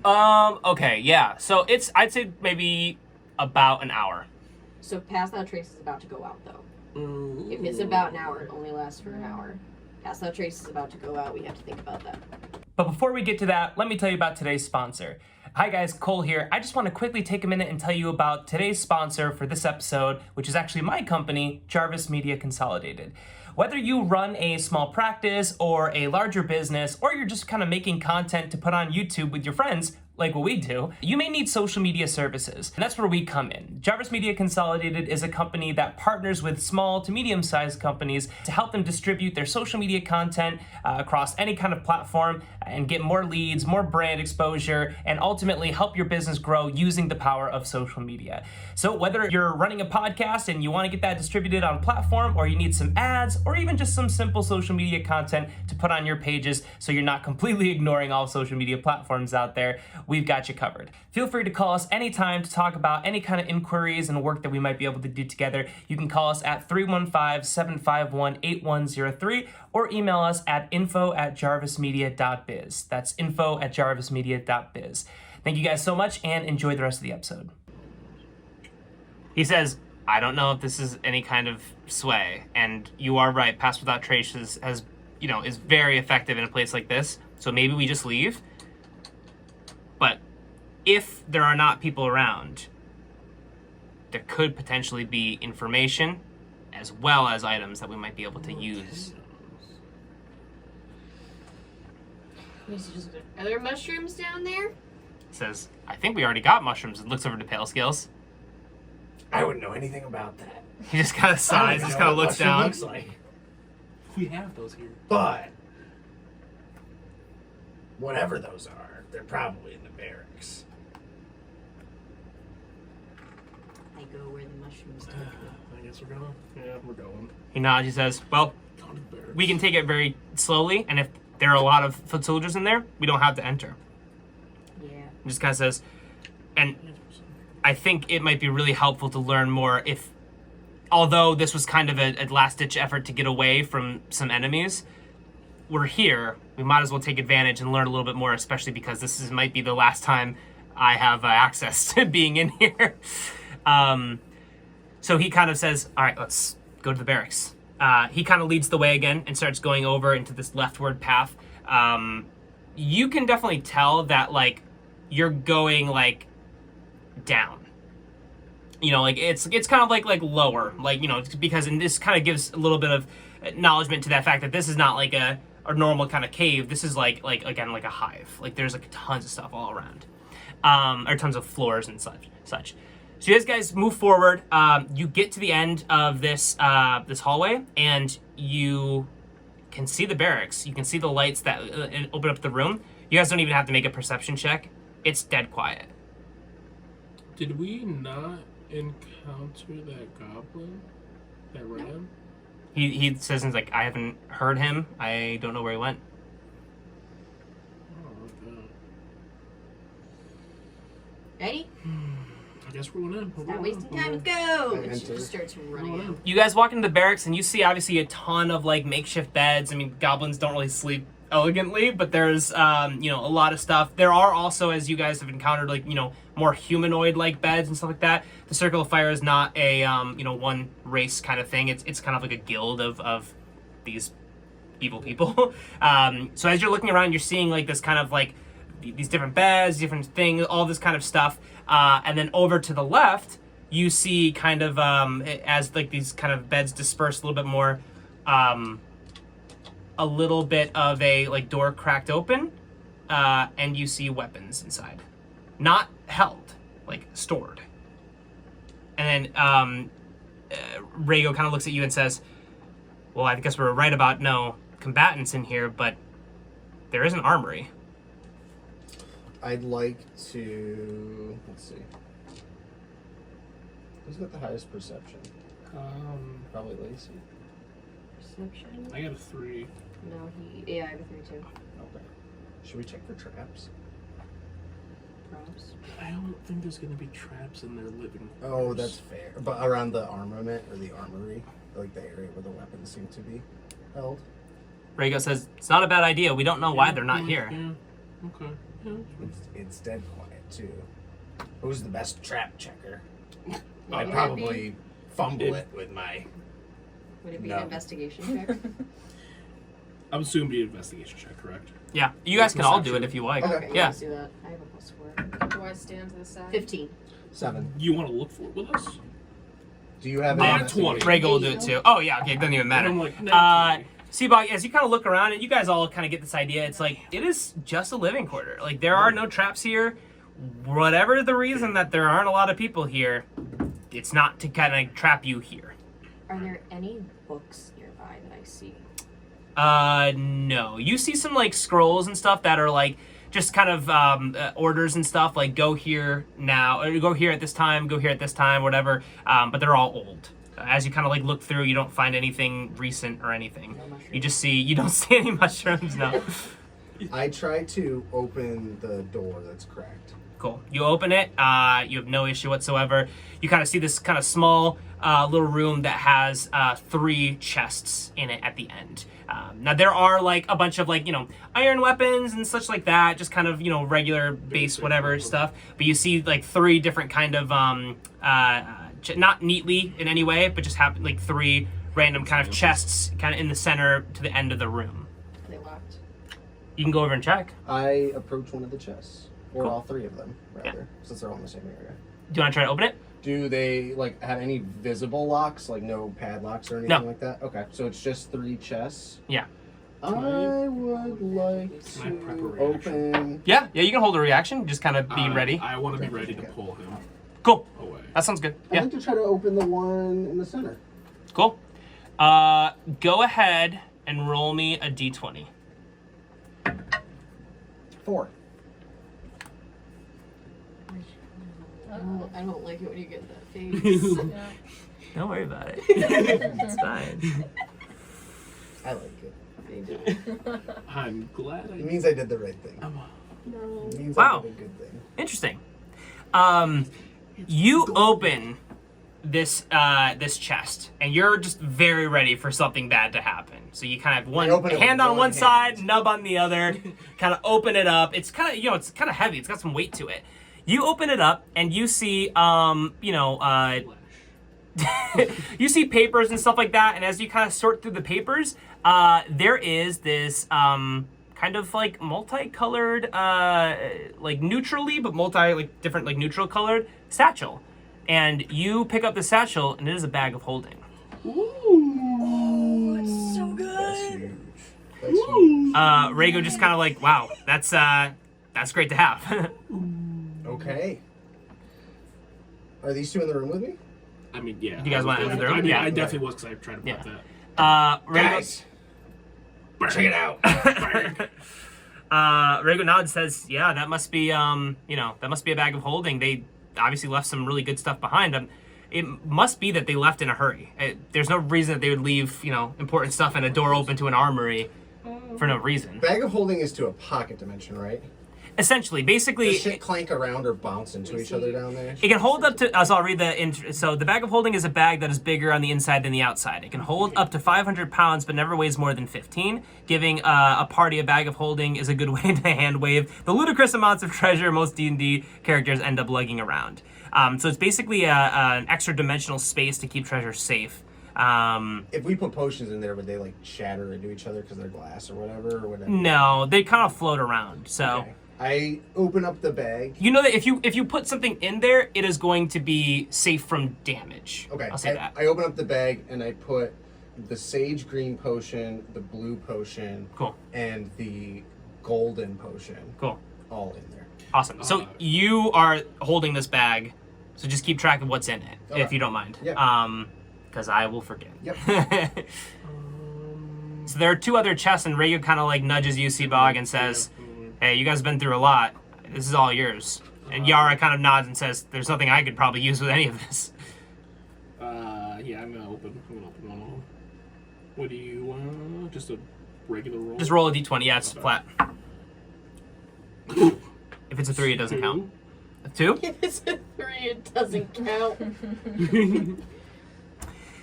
You come and go around, you look in here, there are a bunch of, like, different, like, brass and, like iron, like, rings and stuff, like, really minor kind of jewelry, like, nothing valuable.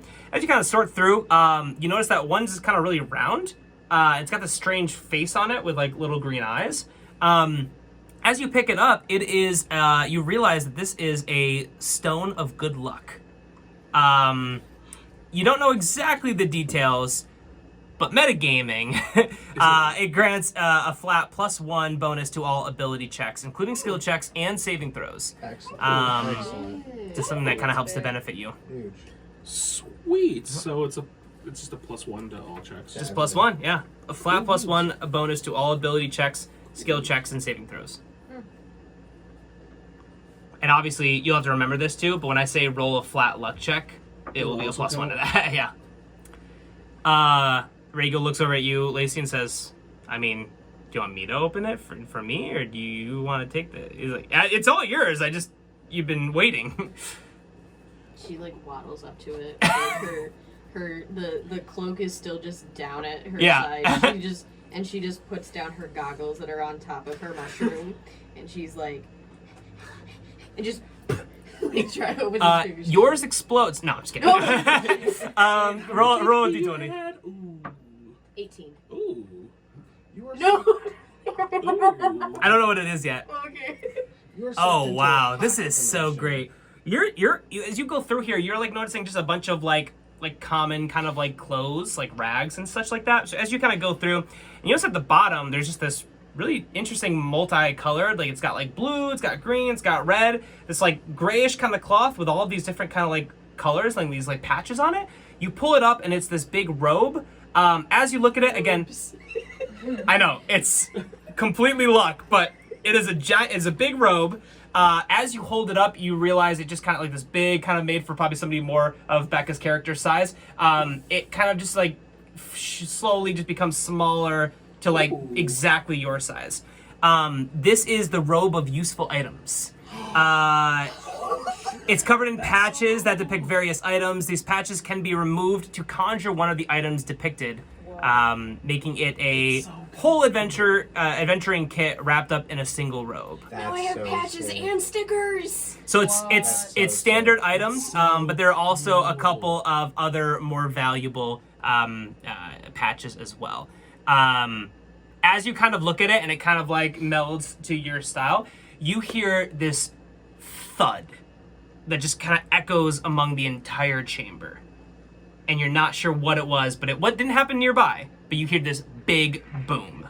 Like something big fell. Big bad magic. Rhaegal looks up and says, that might be Big Bad Magic. Sounds like a BBM. Classic BBM. Classic BBM. Classic BBM. I run over to Pretty Lady, and I just like grab her hand, and I grab Yara's hand. Yeah. And I just stand in between them, and I just tell them, "I'll protect you." He just stares wildly into their eyes. Nice. I actually want to go over to Pale Scales. Mm-hmm. Do we know if that bag of holding was empty before we got it? Or if it had stuff in it already? Or is there a way to find out? You can open it.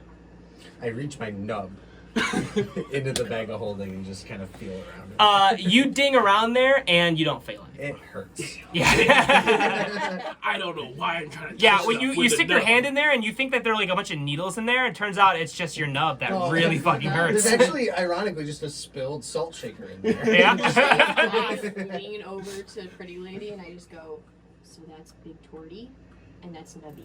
I am now nubby scales. Nubby scales. Pale nubs. Pale nubs. I like Pale nubs. Hell no. You hear another huge All thud. right, all right, and all right. it feels Close. like quieter, but it's kind of like a more treble-y, like a more higher pitched kind of like thing, kind of like a cracking.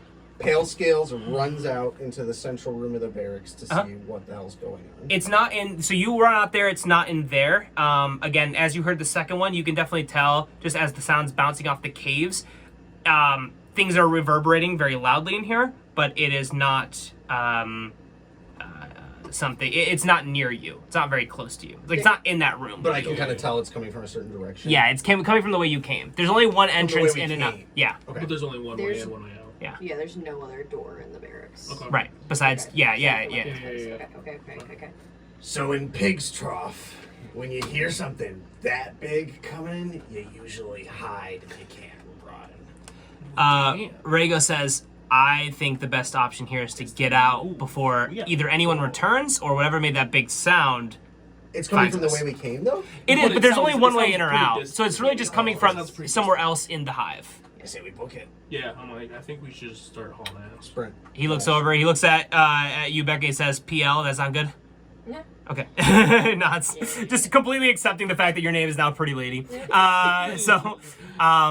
know why. he kind of nods, grabs Yara's hand, and you guys all start going toward the way that you came. So you get back to basically the three-way intersection that you guys were at before, where you decided to go toward the barracks. And he says, "I think it's the way out. I think it's this this grand this room that they use to kind of teleport people out of here, or large creatures and things like that out of here. I think that's probably the best way." So he kind of looks for you guys' approval, kind of gives you a nod. He says, "All right, let's go." As you guys go down this path, you don't hear any more like thuds, any more cracking or stuff like that. But it feels like cold, like not like freezing cold, but just like a really cold kind of like similar to what you walk into a house, like this house. You go into a basement, it feels like 10 degrees cooler. Right? You walk in and you go into this big dark room that has very little light, basically no light at all, right?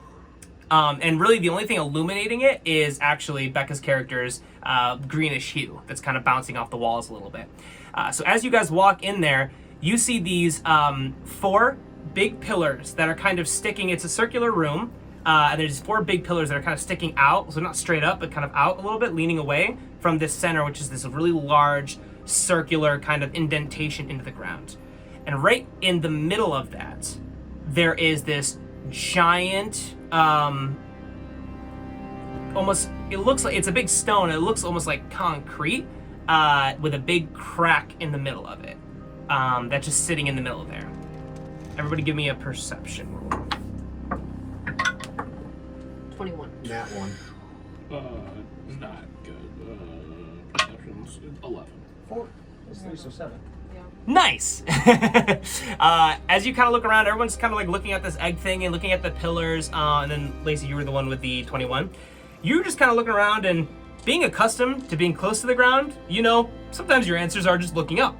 You look up and you see these, like a ton, like maybe 5 or 6 more of these big kind of round stones, and you see like an empty spot where directly under where this one came from. Just like look over, like ceiling boobs.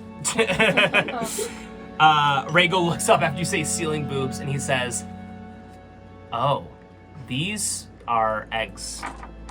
And he says, "These are basilisk eggs." It's like the Circle of Fire used basilisks during the Forever War, and this is 100% a nest of basilisks. The egg that's cracked. He says, "I don't know what will trigger. I don't know what made it fall. I don't know what triggered it, or what would trigger them to hatch.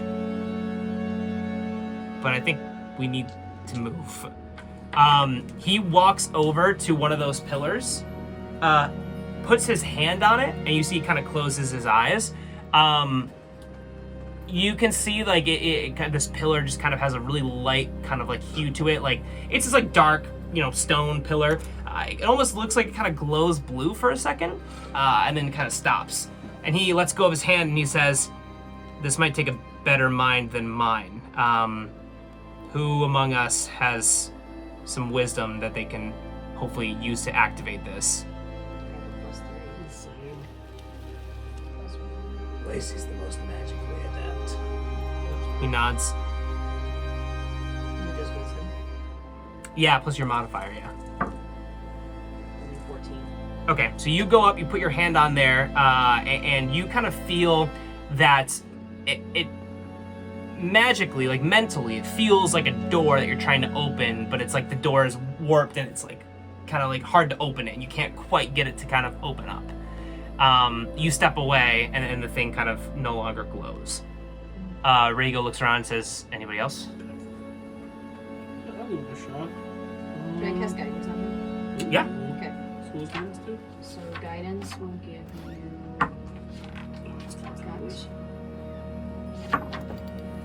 Oh, That's a nat nat 20. Nice. Okay, cool. Seabog, you put your hand on there, and this just feels like, you know, a classic, like, oh, I just gotta jam this freaking door open. You like mentally, it's like you're picturing yourself in a room, put your foot on the wall, rip open this door. As soon as you do, you fall backward, and this pillar lights up like a bright blue. And then suddenly you see in clockwise order the other 3 pillars light up as well. And then suddenly at the very tips kind of like glow and shoot 4 beams that kind of meet all at once into the middle of that that circle. Now, they are not aiming for the egg, but they pierce it. As they do, you see that this like floor, the circular kind of indentation in the floor, just starts to kind of like break, like pieces of like stone just kind of breaking, and falls out, and it's almost like you're like somewhere very high up, and it's like a door, like Trapdoor. yeah, not a trapdoor, but it basically feels like a giant like door leading to just like open air. It's not. It's like a magical kind of you can tell it's a portal, but it kind of feels like it's like something you jump into and you just fall forever. But that opens up. This giant stone falls underneath it, or egg, I should say, falls underneath and goes into that portal. As it does, right after it goes through, the portal closes instantly. Oh, you said this was the room that you guys used to teleport things back in the Forevermore, right? Rhaego nods and he says, this is what they would use for things that were too big for a potion to be able to take, essentially. Yeah, do you have any idea where the last locations are for this list? I have no idea. We did just. As he says that, you guys can, like, feel this just shake. And another egg falls to the ground and smashes. A big crack ripples down the middle of it. And then from it, you just see this monstrosity break out. As you do this, like, you see these spikes kind of ripping out of the back.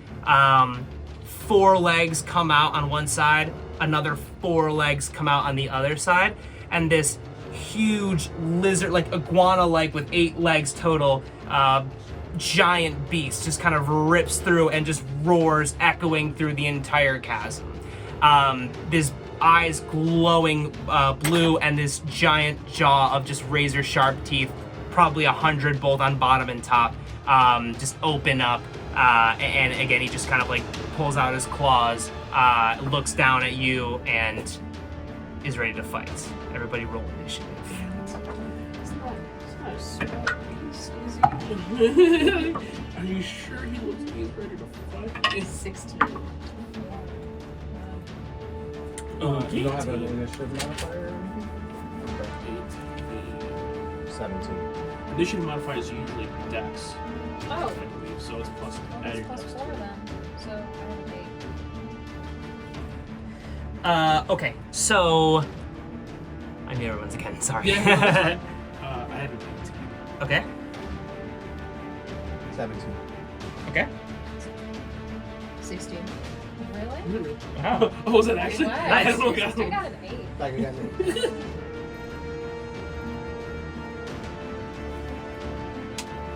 Okay.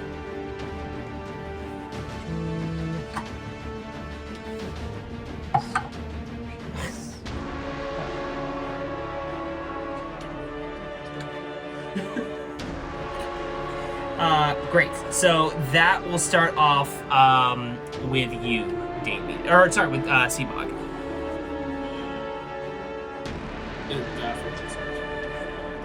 Yeah, it you know, breaks out of the egg, kind of pushes all these pieces aside, gets on its like back couple legs and just roars. And it's standing in the same spot? As it's just kind of standing there, it's kind of, again, it's on its back legs, kind of roaring, looking into the sky. Rhaego quickly yells to you all and says, avert your eyes, do not look at it in the eyes. It kind of falls back down to all of its legs, obviously ready for battle. And yes, it's Seabog, it's still your turn. I want to try to activate this. Cool? You want to go to the portal? Yeah. I mean, run I'm up to the still portal. standing there, right? I mean, Yeah, totally.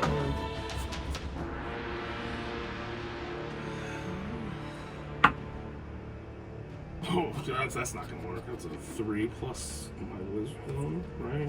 It's 6. Okay, that does not do anything. You feel like that door is really wedged shut. I'll say that was an action. If you have a bonus action, you can still use it. I think what I would have wanted to do is.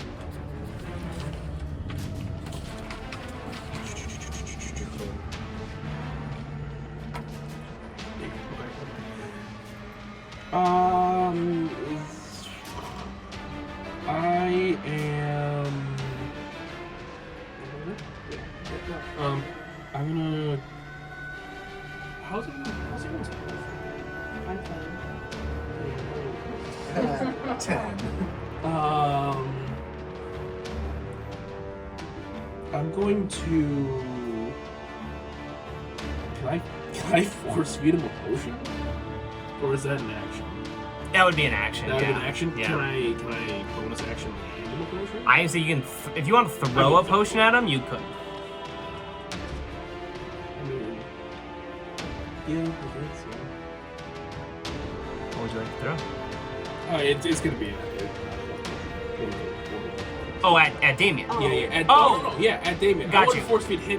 Oh, I got it. Right. Okay. I thought you were trying to force feed a bad thing to the basilisk. Okay. So you can do something if you want. Okay. I'm gonna say you could run over to Dame and go ahead and feed him a potion. That's obviously he's not gonna resist. He's not gonna You resist. can do that I as a bonus action. I'll let you do that. So that should be. It is going to be. Yeah. I just want to make sure I get the numbers right. Let's see here.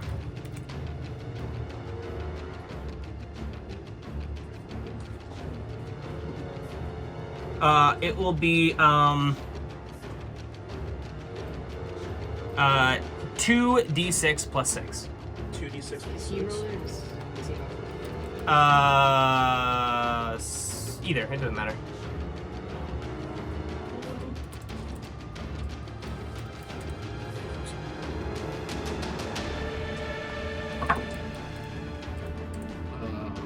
Five, 6, 7, 8 plus 6, so 14.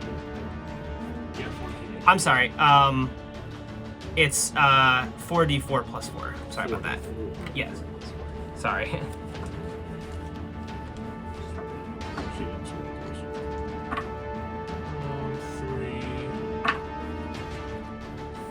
4, so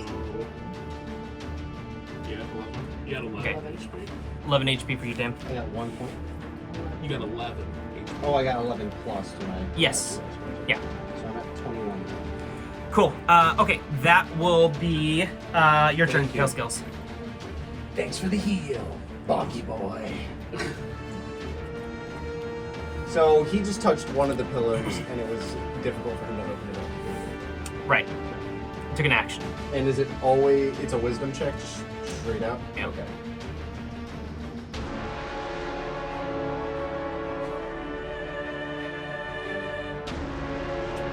Am I with the? Yeah, you guys are pretty much at the mouth of it. So I'm gonna say this is probably around the similar size to the potion room. It's about like 60 feet forward, 60 feet back to back. You're at the edge of it, and the circle thing is in the middle. Okay. Or I'm sorry, I should say the circle is kind of at the end, in the middle, but at the end. So essentially, you are probably like 60 feet away from the end of the room. You're probably like, 40-ish feet away. No, probably like 50-ish feet away from the circle. 50-ish Where feet away? the basilisk is, yeah. Okay.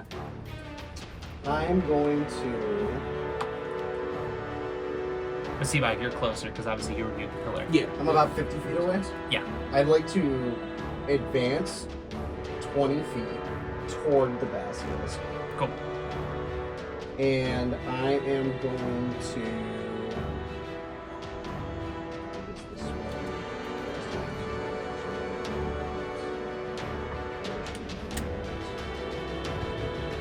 I'm just making sure it's not a concentration spell. It's not. I am going to cast blindness on the basilisk. Cool. What kind of save does he roll? Constitution. Okay. Got a decent con. So you go ahead and cast blindness. He fails. What's the language? Does he have to do another one every turn? So, if it fails, the target is blinded for the duration of 1 minute. At the end of each of its turns, it can make a Constitution saving throw, and on a success, the spell ends. So, on the end of each of its turns, it gets to make a saving throw to see if it gets unblinded. Okay, got you. Yeah, you see, you cast blindness, like this radiant, like light kind of blinds out. The basilisk, like he just kind of roars in anger, and his eyes just kind of go out. So like this blue, like glowing eyes just kind of go out temporarily. So they just kind of look like black, like holes, basically. Cool. Anything else you'd like to do? Lacey, you're on deck. No, I'm set. Cool.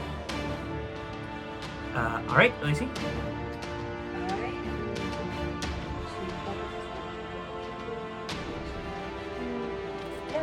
So how close are you to the basilisk now? So, I advanced 20 feet and I was 50 feet away, so I was 30 feet, which is the maximum range of blindness. Cool.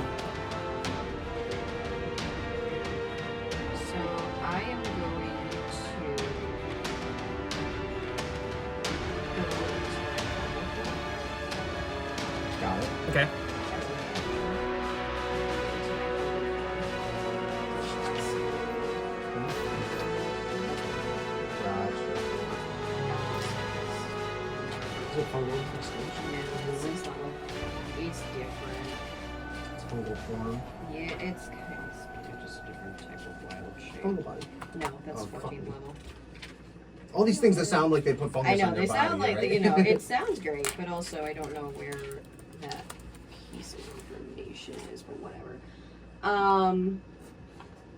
Yeah, I'm gonna go into my fungal form. And then that's my action. As my bonus action, I'm going to start constructing explosive mushroom caps onto my body. Okay. I can So I'm do sorry. What was that. your action again? My action was going. It's a wild shape. I'm wild Okay. shaping into my lady, and then so you just see her like erupt into like all these like vines and everywhere. Yeah. It's symbiotic entity. Gotcha, You get okay. 4 Yeah. per level. So I get so I you have 16. 16 bonus points, and then Okay. but then and then you just see like these little like caps start to form. Yeah. Each of them have like a bomb sticker on the end of them. And they go up, so Cool. and that's my turn. Okay. And where are you? You're at the edge of the cave. Yes. Like the entrance. Yep. Okay. Cool. All right. So that will be the basilisk. So the basilisk now is it the beginning of his turn or the end of his turn, Damien? That he rolls. End of the turn. End of the turn? Okay. So the basilisk roars in rage that he's been blinded. Remembers that obviously Seabog is kind of close by. He's going to try and move forward over to his right, closer to Seabog, and try and make a swipe, but he's going to do it with disadvantage because I think that's blindness. How that works. Okay. Um, Sounds good to me. let's make sure.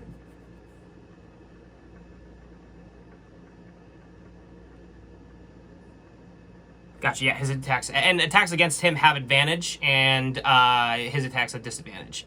So he's going to go ahead and roll an attack on Seabog. That is a 19 to hit, which I think misses. Nice, okay, cool. So he goes ahead and tries to do that, does not quite work. And then that would be... Becca. Okay. So how far away am I from the basilisk? You are about 50 feet away. I'm about 50 Yeah. feet away, so I'm gonna use my short bow Cool. to hit a ranged attack on him. Perfect. So I roll what? So you're gonna roll Roll a yeah, D20. a d20 plus whatever your modifier is. It's probably Just dex plut- for a bow. Maybe So dexterity. it would be dex instead of strength, right? Yeah, most Okay. likely for a bow. So you have +6 to hit, Okay, Ooh. cool. I think, right? Yeah. Is it +6? Yeah? Yep. Let me see. It is. Attack plus 6 to hit. Yep. Alright. 19. So Nice. 25. Ni- 25. So 25 hits. So go ahead and roll damage. So That will be sorry. So it is 1d1 piercing damage. Their stats are very different. But the target must succeed a DC Constitution saving throw or become poisoned for 1 minute. Cool. If it's the result is 5 or lower, the target falls unconscious for the same duration. Wow, awesome. Or it takes damage when it takes damage from another creature, takes an action to shake it awake. So yeah, go ahead and fire. What was that? 1d6 or 1d1 of damage? 1d1? It's 1d1. what's it? I'm sorry. That can't It be says right. D1 on mine too, so I don't know. Maybe that was. Is it a Maybe D6? it's the one- supposed to be a D6. Wow, that's so crazy. It just takes 1 damage. No matter Yeah, what. 1 damage. That seems really weird. My use is for poison and poison only. 1d1. That's so crazy. Must just be 1 point of damage. Damn. Huh. What is 1d1? Has that 1. ever been used before? Let's do a D10, and they just missed the 0. maybe. Yeah. Let's Maybe. do a That would make 1d6. sense. Makes sense for a short bow. Yeah. We'll kind of do some house rules. That feels really weird. 3. Cool. Okay. 3 damage, and then obviously the big thing is just if it's gonna save this thing. So okay. Yeah, that's Okay, fancy. and then it is going to roll a DC Constitution saving throw. I think, right? Yep. Cool. Yeah, it looks like unless it's a fancy bow, it is. That's a It's under 5. Goes unconscious under 5. 3. That is a. Hold on. It's under 5. It's under 5. 5 or lower. He got a 5. So he goes unconscious. So Becca pulls out the short bow, shoots. It does very like just barely hits like the scale. It feels like it doesn't like really look like it does too much. The basilisk roars and then just kind of drops down. Still breathing, but just kind of drops down and is unconscious. Now it's still sitting at the edge of this portal. So it is now unconscious, kind of laying there, and then all of you guys are just around this portal. Portal's active or inactive? Portal's inactive. Yay, pretty lady. Do we know how being unconscious works? So it says here it Yeah. stays unconscious until it takes damage Yep. or another creature shakes it awake. I have Yep. a question. No So Yeah. is it still taking poison damage while it's unconscious? That's a great question. Yeah, the poisoned target falls unconscious, so it is still poisoned. So it's until the next tick of poison. Yeah. So it's basically It's got a like- turn. Wait. Oh. When I'm I'll before need it. to try to get that thing Hold on, open hold on. then. Wait. Lacey's just in her fungal form, like. We could kill it. No. Oh, pretty. We can't. No, If we hit it, it deals wakes up. damage, it wakes If up. you- Right, but Yeah. it'll take the next. it- It's going to wake up on the next tick of poison damage. No, It's it until the wakes up next- the next time someone damages it. And it's It would be taking poison poison. damage, so the next tick of poison damage, it's going to wake up. So actually, the poison condition only has disadvantage on attack rolls and ability checks. Oh, so it's not actually damage over So it time. doesn't hurt. Yeah. Oh. Cool. Okay, so it's just unconscious. So it's fucking Try to run. open Look, the Just portal. run. Why open the portal? Yep. Why open the portal? Because we There have to might be leave. more stuff for you, You want to go guys back in there? If anyone shakes it awake, or it takes damage. Right. You see Rhaego just kind of turns to you guys and says, also, we have to keep in mind that 2 of these giant eggs have fallen in the past, 5 minutes. Yeah, but if we get the hell out of here, To where? out. Like, Is there an exit to this room? It's the portal. it That's is closed. the portal. That's the Yeah, it's one way in, one way out. Bro. Okay. Rhaego says, I don't know any other way out of here. Okay, no, that's fine. Okay, I thought there was a door out. Is what I was thinking going in. We got what we call one-way slaughterhouse in here. Rhaego says, whatever we do, we should try and do it quick because Whose action is it? it is now, it's now actually Rhaego's turn. Oh. So he says, we need to open this portal. Yeah. So he kind of goes over to the thing, goes ahead and tries. We're going to still stay in initiative. He rolls a 3, does not open the portal. On DC 20, somebody roll me, and it can be you, Seabog. Roll me a luck check. I'm going to say roll me a D. I'll take We that all do extra. it? Or No, someone? it's No, just one of you, which I said Seabog can do it because he's got a +1 to luck. I do have plus luck. So go ahead and roll me a 20. You're gonna have +1 to it. If it's 5 or lower, an egg will fall. I like those odds. Oh, that's a fun. Oh no! So as Rhaego kind of pulls away and says, "Oh, that didn't quite work," Seabog, you're getting ready to try the portal yourself, and then suddenly you hear another kind of like crank, and a big egg comes falling down and lands in the middle of the room on its tail. The basilisk immediately shoots up and roars. The egg you see breaks. It is not it falls apart. It's like a dud egg. It's not an actual basilisk inside of that, but the basilisk roars. The one that was asleep. Will it take? The one that was asleep. Got it. Yeah. Take damage from that? I mean, Yeah, I can definitely take damage. It's a like good some call. kind of, like, falling Yeah, I'm gonna say 1d8 bludgeoning probably. Yeah, Yeah. I'll see if I can get Or it. like 5. That's an 8. Yeah, good call. Sweet. Definitely fucking hurt because it woke up.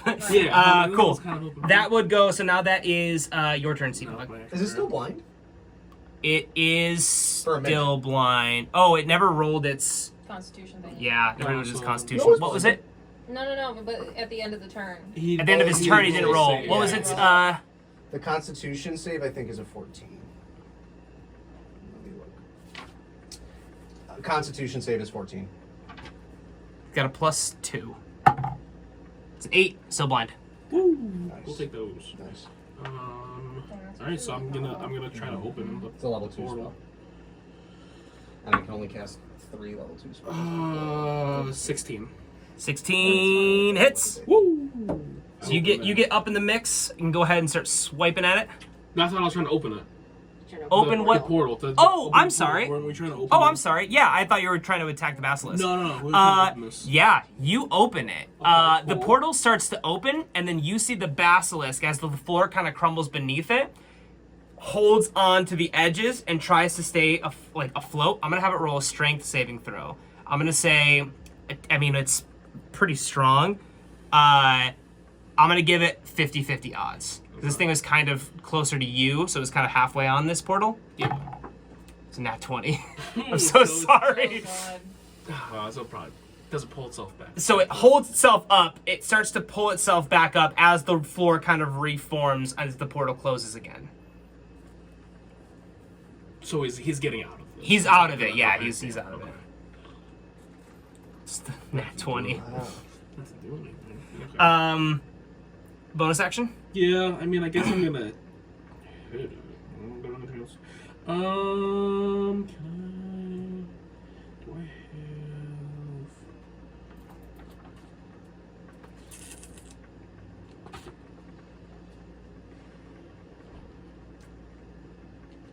I was hoping that was gonna work. Okay, I don't have that. Yeah, I'm just gonna punch. I'm just gonna hit it. Cool. With my- That's cocked. That's an that one.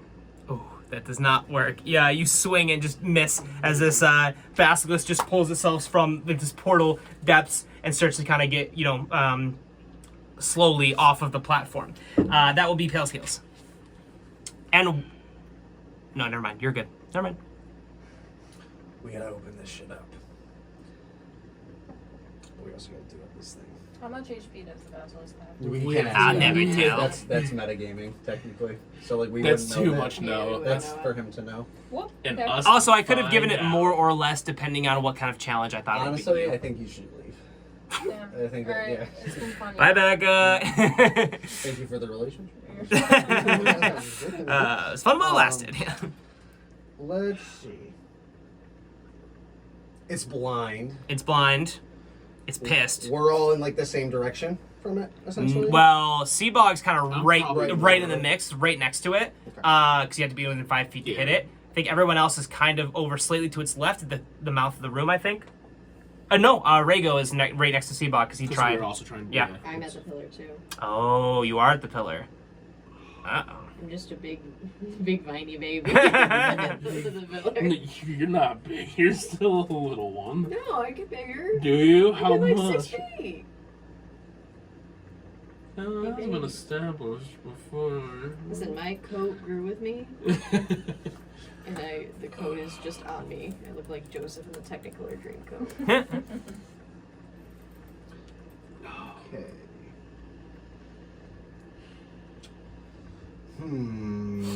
That's a lot. I am going to. Let's see.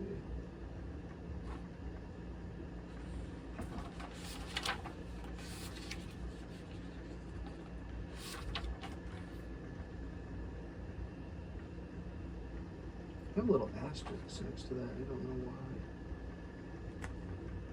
And Lacey, you're on deck. Can you help me understand something? Mhm. I have a little asterisk next to ice knife here. You're proficient in the weapon, that's why. Proficiency helps your damage. Yeah. Same. By how much? Your proficiency bonus. Yeah. So normally this would be. Normally that would be 1d10, but your proficiency bonus is probably like +2, if I had to guess. You won't find your proficiency bonus there. You're gonna find, yep, +2. Ah, okay. So you add Oh, okay, plus so two that's to- what the asterisk is. Gotcha. Correct, Yep. Wow, okay. Alright. So what I want to do then is I want to cast. I raise my good arm and I hold it right around the opal around my neck, my arcane focus, and I cast Ice Knife directly at the basilisk. Cool. By the way, attack rules have advantage against him. I'm I blinded don't know targets. if you Oh, had that. I didn't do that. Do advantage. Just That's 16. So You hit though, didn't you? No. No, You I missed. had a nat 1 on hitting it. Oh, okay. Yeah, I'm sorry. Yeah, go ahead and do damage real quick. And what was yours, Steam? You ice knife? I haven't rolled mine yet. I just cast the spells. Okay, cool. So I need to do a ranged spell attack against it. So Okay. do I just roll d20 to see if I hit? Yeah. Okay. Yeah, plus your spell modifier. Got Yeah. it. So And it's at advantage. 6 plus 6, so that would be 12. That's Does it have nice. advantage? Yeah, so go ahead and do it. I think spells are the same. So that's a 2. Missile So so. attack. my highest is Yeah. 12. Okay, yeah, it misses, unfortunately. Ooh. Okay.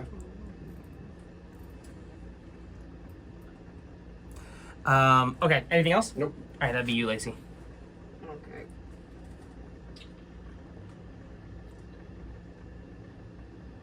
I'm gonna cast Entangle on it. Okay. So you have to make a strength saving throw of 13. The basilisk. Cool. He has a +3 to strength. Yeah, fun. It's only an 8. Wow. Oh, he's restrained. Yeah. Okay, so he's restrained. And then I look back over because he's restrained. I say, "Get this damn thing open." Can I try my bonus action, or is that in full action? That's a full That's action. a full action. Yeah. Okay. I'm going to Circle of Spores him as well. It's not gonna hit. Never mind. What Okay. does the help action do? Help action, you basically sacrifice an action, the other person will get advantage on there. Got it. Yeah. Cool. Okay, that will be the basilisk's turn. So, do you have to roll to see if you can get untangled? Is that every turn? It doesn't actually say if you can just get out. Probably, I would assume, but I think it's the end of your turn. What does it say? Entangled? Entangle. And at the end of his turn, he has to see if he's going to be blind still. It's up to 1 minute. A creature restrained by the plants can use its action to make a strength check. Got it. Okay, cool. So he will first use his action to make a strength check. That is an 11. No? Cool. So he's still entangled. He will now also see if he's blind. What does he have to beat for blind? Constitution of 14. Gotcha. So he's +2. That's what you said last time. Yeah. It's a 10. He's still blind and entangled and pissed. Hell yeah. Okay. Hell yeah. Get this thing open, get this thing open, get this thing open. Okay, that will be back to Rago. Ronald Reagan will. Reagan. Don't I go? I'm sorry, Becca, Yeah, you do go. Yay. I'm sorry. My turn. Pretty lady, Maybe. get the door open.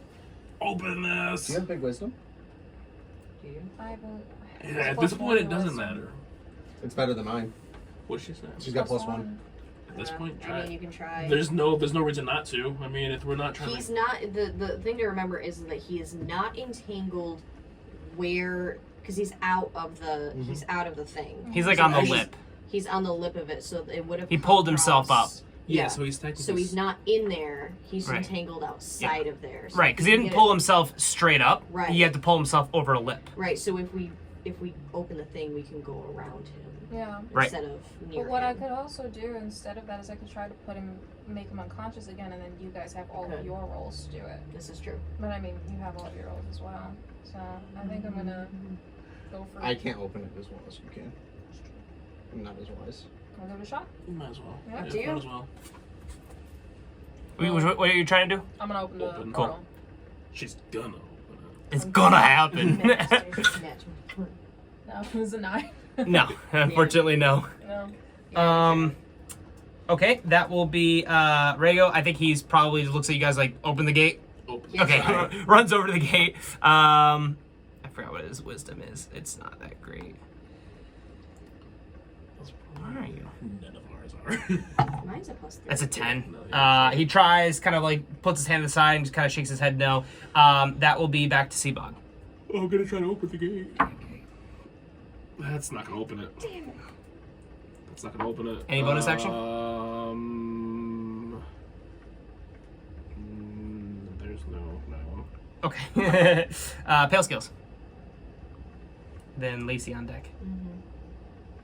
I mean, Is it still What else blind? can you do? It is still blind. It's still blind to him. Yeah.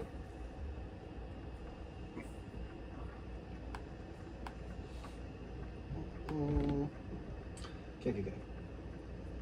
I'm just gonna try to keep on chipping at it while. That's an idea.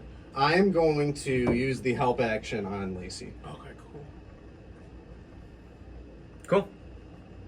So 2 actions. I dig it. You have advantage on an action. An advantage. Am I close enough to help her? You're right next to me. Okay. Yeah. Yeah. I place my hand on her shoulder and say, maybe we can open it together. It's an And I have to, eight. It's I have to, 18 by the way way. lean down to get my hand on her shoulder. The It's a nub. 14. So, Okay. All right. Goes back to the basilisk.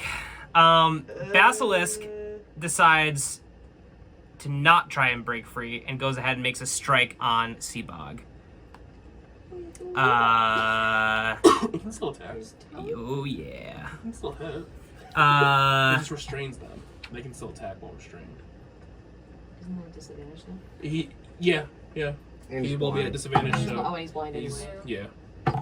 Double. Yeah, he misses. So he just kind of starts wailing randomly. He hits the side of the pillar, but doesn't quite hit you.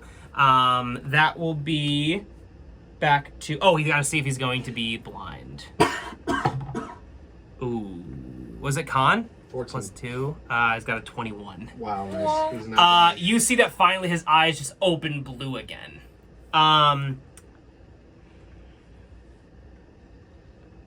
Where are you again? She's next. 50 feet away from Okay, me, cool. so- So it's go ahead. It's your turn, Becca. Okay. And then Ray go after her.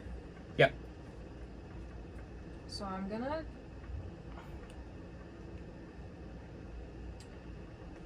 I'm gonna try to roll for the door again. Cool. No, wait. She had to be closer. You're by the pillar. Yeah, she had to be closer. Oh, She's so by then the I pillar. couldn't have opened it the last time, or I could. No, you can. The Oh. pillar is where you open the door from, but the Yeah. pillar's close to the monster. Yeah. Is why Yeah, the so you're not basilisk. 50. So that's fine. You can open that, but you see the basilisk turns to you, And gazes directly at your eyes. Roll a Ooh. Constitution saving throw. You got to beat a 12. No. Becca, as Pretty Lady is staring at the stone, you look over, make eye contact with the basilisk, and suddenly you just feel yourself really cold. And from the base of like your feet, you can just feel stone. Your flesh slowly turning into stone. Lacey just screams. Pretty lady. You-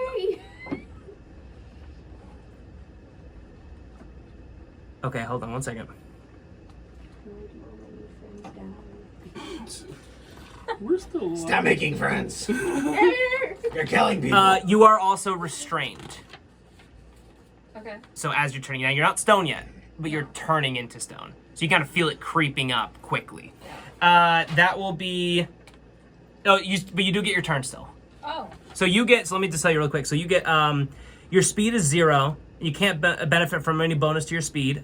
Attack rolls against the creature against you have advantage, and your attack rolls have disadvantage. And you also have disadvantage on dexterity saving throws. So. PL is just terrified. Fair. Suddenly, through the terror and the coldness, the spell is cast, but she doesn't fully understand what it is. Her invisibility is activated. Ooh. So I don't know how that is. Okay. That even possible to do while I'm turning to stone? Because you're going to see my figure, but I can stay invisible until I attack. Yeah, the sprite magically turns invisible until it attacks or casts a spell, or until its concentration ends its concentration. So any equipment you are wearing or carries is invisible with it. I'm gonna say you fully turn invisible. Nice. Your stony flesh also turns invisible with you. So cool, you turn invisible. Nice, great move. So now basically, attacks against you I think will be neutral. They won't get advantage on you, and they won't get disadvantage obviously. So cool, all right. That comes back to Rhaego. Rhaego looks over at you guys and says, I don't think the pillar is probably my best move. Hopefully maybe I can distract it. He kind of runs up right in front of it, and he's going to attack it. He is going to pull out his rapier and make 2 melee attacks.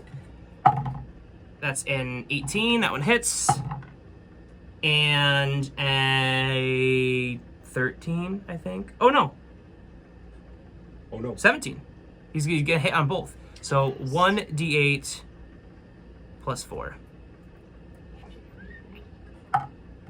That's 5, 9, 14 damage. So he goes ahead and makes 2 strikes against right in front of it, kind of getting between you two. So that will be... Okay, cool. That will go to Seabog. Seabog, Basilisk, turns over to you and forces you to make eye contact. Roll a concentration. Saving throw. Constitution. Yeah. Okay, Gotta be I'm a like- 12. That's no, not okay. Oh, I thought you rolled a 13. I think you're rolling Nope, that that's 20. a 3. Ooh, Seabog, Three. you feel cold. It's getting cold, yeah. You're stuck with your shell, and first you're like, oh, my shell is really cold. Must have picked up a draft. And you just feel yourself just becoming encumbered with the stony flesh that replaces your tortoise skin. So again, you are same exact condition.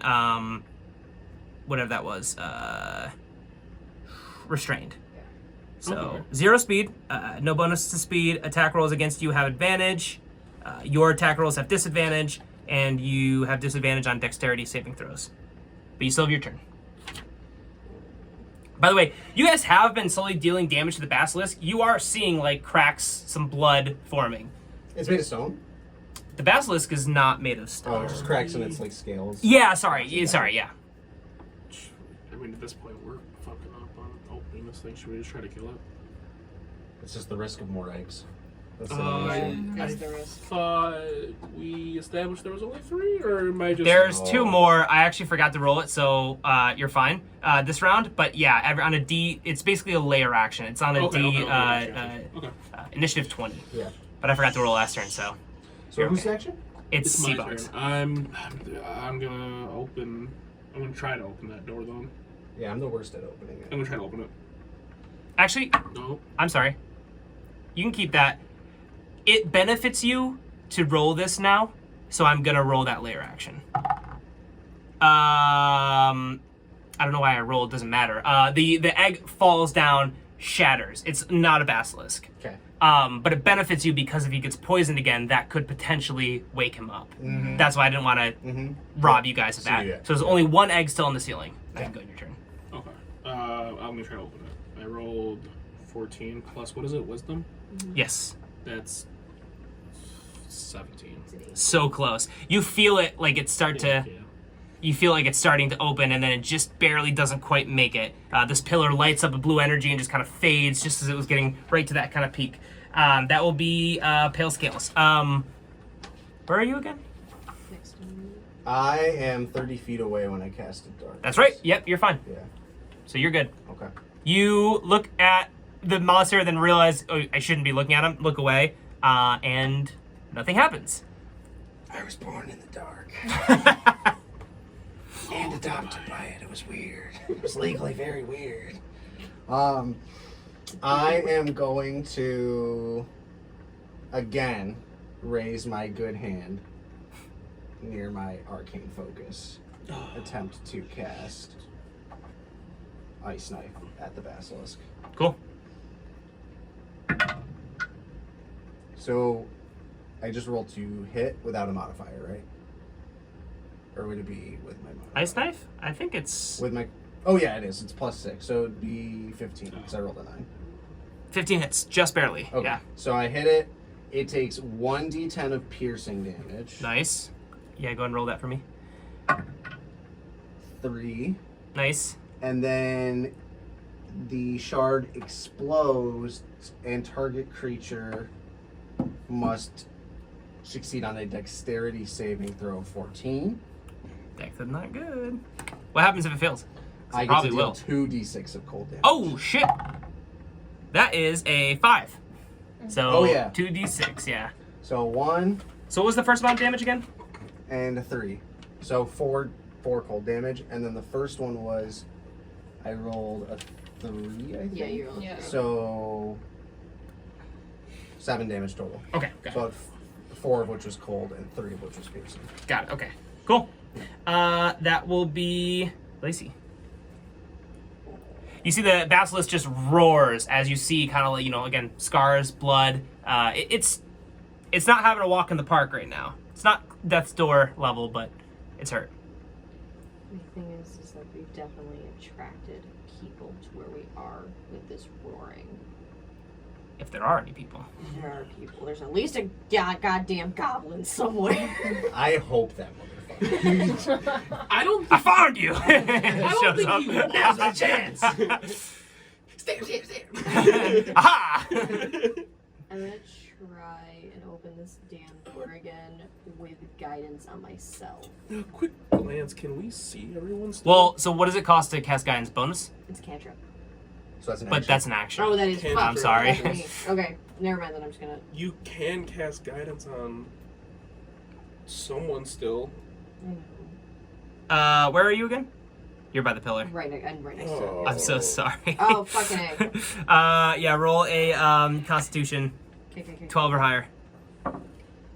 Oh no. Aw, That's Ooh. it's all of us. Oh Ooh. no. Going down. You start to feel that same cold sensation. But I'm living organism. Fuck. Okay, but I can still take my action. Yeah. Fuck. Is there saves for this? Yes, yeah, it's a Constitution save. No, but I meant Oh. like after our turns. Yep. You get one more. Fuck. One more. I'm still. It's trying not. to It's get not the door. a death, I'm though. opening If you the- fail. I'm opening. No. the We damn just have door. to find someone who can use stone to flesh or something like that. I'm opening this damn door. 14. Oh, I'm so sorry. Pillar starts to glow, but does not end up working. Alright. Anything for bonus or anything? Yeah. Can you roll a DC? Can you roll a Constitution saving throw for Circle of Spores, please? Totally. Oh, I didn't realize you did that. Yeah. Yeah. Constitution saving throw. Yep. He has. Oh, it's 19. Okay, never mind. I'm so sorry. Basilisk roars as he's in pain. It's now the Basilisk's turn. He is going to try and get out of this restraint. Okay, What does he have to beat? 13. With the strength. Oh, that is a 22. He rips out, using his action, of the vines holding him. And then that will be Becca's turn. So, Becca.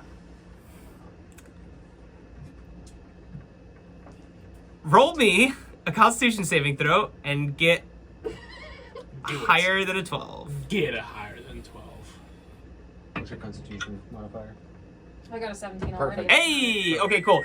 You suddenly feel, you kind of like capture yourself back. The cold sensation dissipates and it's fully gone. And I'm still invisible. And you're still invisible. Yeah, Oh, nice. So now you can do whatever you want. You can move now. You're no longer restrained. Mm-hmm. I can try to open the pillar. I'm right next to it, and Basilisk won't be able to see me. True. So I'm gonna do that. Basilisk also doesn't really understand give a that. shit, yeah. Basilisk is dumb. Trying his best. Strong but dumb, yeah. Big dumb baby. Okay. 17. It's an 18 to open. Wait, so is there a What's modifier? your- You rolled a 7. Yeah, you get a rolled plus. You seven. get your My wisdom. You get a wisdom plus plus 1. Hell yes! Becca, you Oh my capture goodness. yourself back from being petrified, turned to stone, and you're able to open the pillar by putting your hand on it as you just kind of finally free yourself. You agonizingly put your hand on the stone pillar and are just able to finally just feel like you kind of get that lock latched, and suddenly this portal opens up. Now, Rhaego yells to you, "There isn't time, jump in the portal." Hell yeah. Some of you can't move. Fucking A. Oh. So, lore-wise, or flavor-wise, it opened, it closed as soon as something jumped through it. But it won't be open just forever. So you have limited time, but you know, just based off what you saw, when something goes through that, It's closed. it will start to close. That's what happened with the egg and the basilisk. The basilisk was able to pull itself out before it closed on him. So, So you know you have limited time, but the portal is open. Where? metagaming a little bit. Logic would have it that it's not object-based, number-based. Like, it's not one object can pass through it. It is, as soon as something passes through it, we enter a countdown with how much can actually continue to pass through before it closes, right? Yeah. Rhaego yells to you and says, they've teleported more than one monster at a time. This is definitely not singular object-based. Okay. So, As he's Rhaego, dodging they can't- swipes. Rhaego, some of the party members can't move. We He can't says- go through it now. He says, we need to try and grab them. Are their stone feet like stuck to the floor, or can No. we lift them? They're just petrified. Yeah. They're basically like a statue. You know, if actually no one's petrified yet, but they're just turning into being petrified. But they are restrained, so they can't. Well, since Becca just went, it's Rhaego's action, right? Yes. Didn't. So, yeah, your speed is 0, and you can't benefit from a bonus to speed. But somebody can still carry you. You're not any heavier, Right. mechanically. How beat up is the basilisk looking? He's looking hurt. He's Swinging. He's kicking. He's kicking, but he's hurt. He has taken damage. Okay. You can assume he's probably under half health. Okay. He's bloody.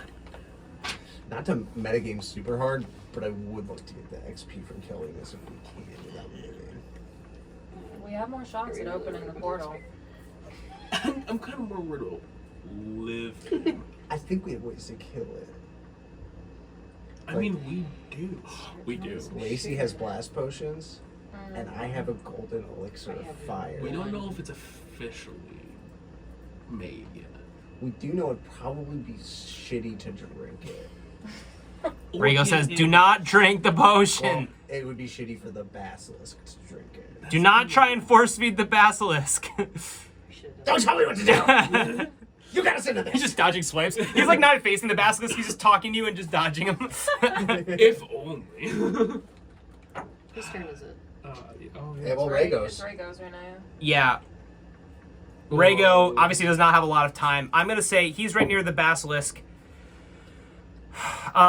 He is going to run away from the basilisk, take an opportunity attack. It's a miss.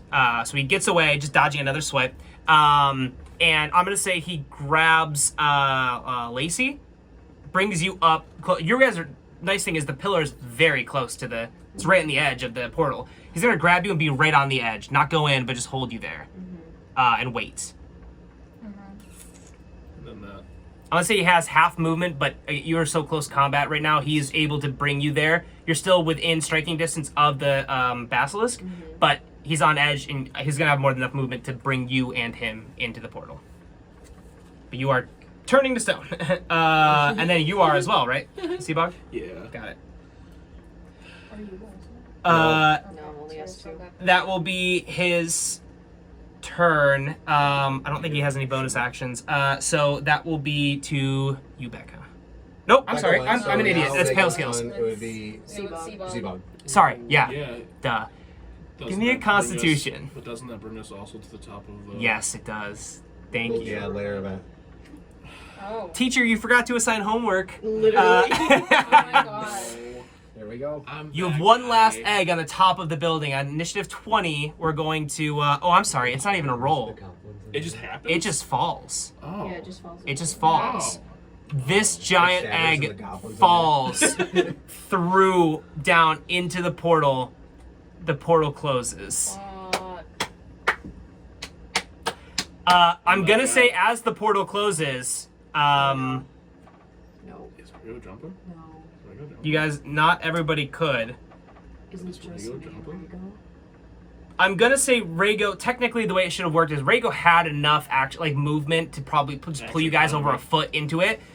Rhaego looks at you guys as, I'm just gonna say lore-wise, as it's falling, as it's about to fall. He says, "Should we just go through, or should we all go together?"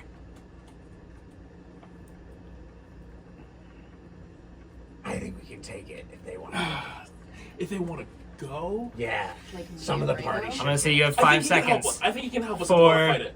3, stay. Stay. Okay, he holds back. Egg falls through. Portal closes. That will bring Yeah, it because to. honestly, if they go where the basilisks Yeah. are, and there's 2 basilisks on the other side of the portal, There's Well, by well, themselves- you know that at least so far, you know that all of the eggs have not, besides the one, have not been basilisk and not been like hatched. I'm They've just thinking been of like the dead one eggs. egg that fell That in first through, egg. Right. got pierced, and then the one that just fell in. Right. So those we know are duds.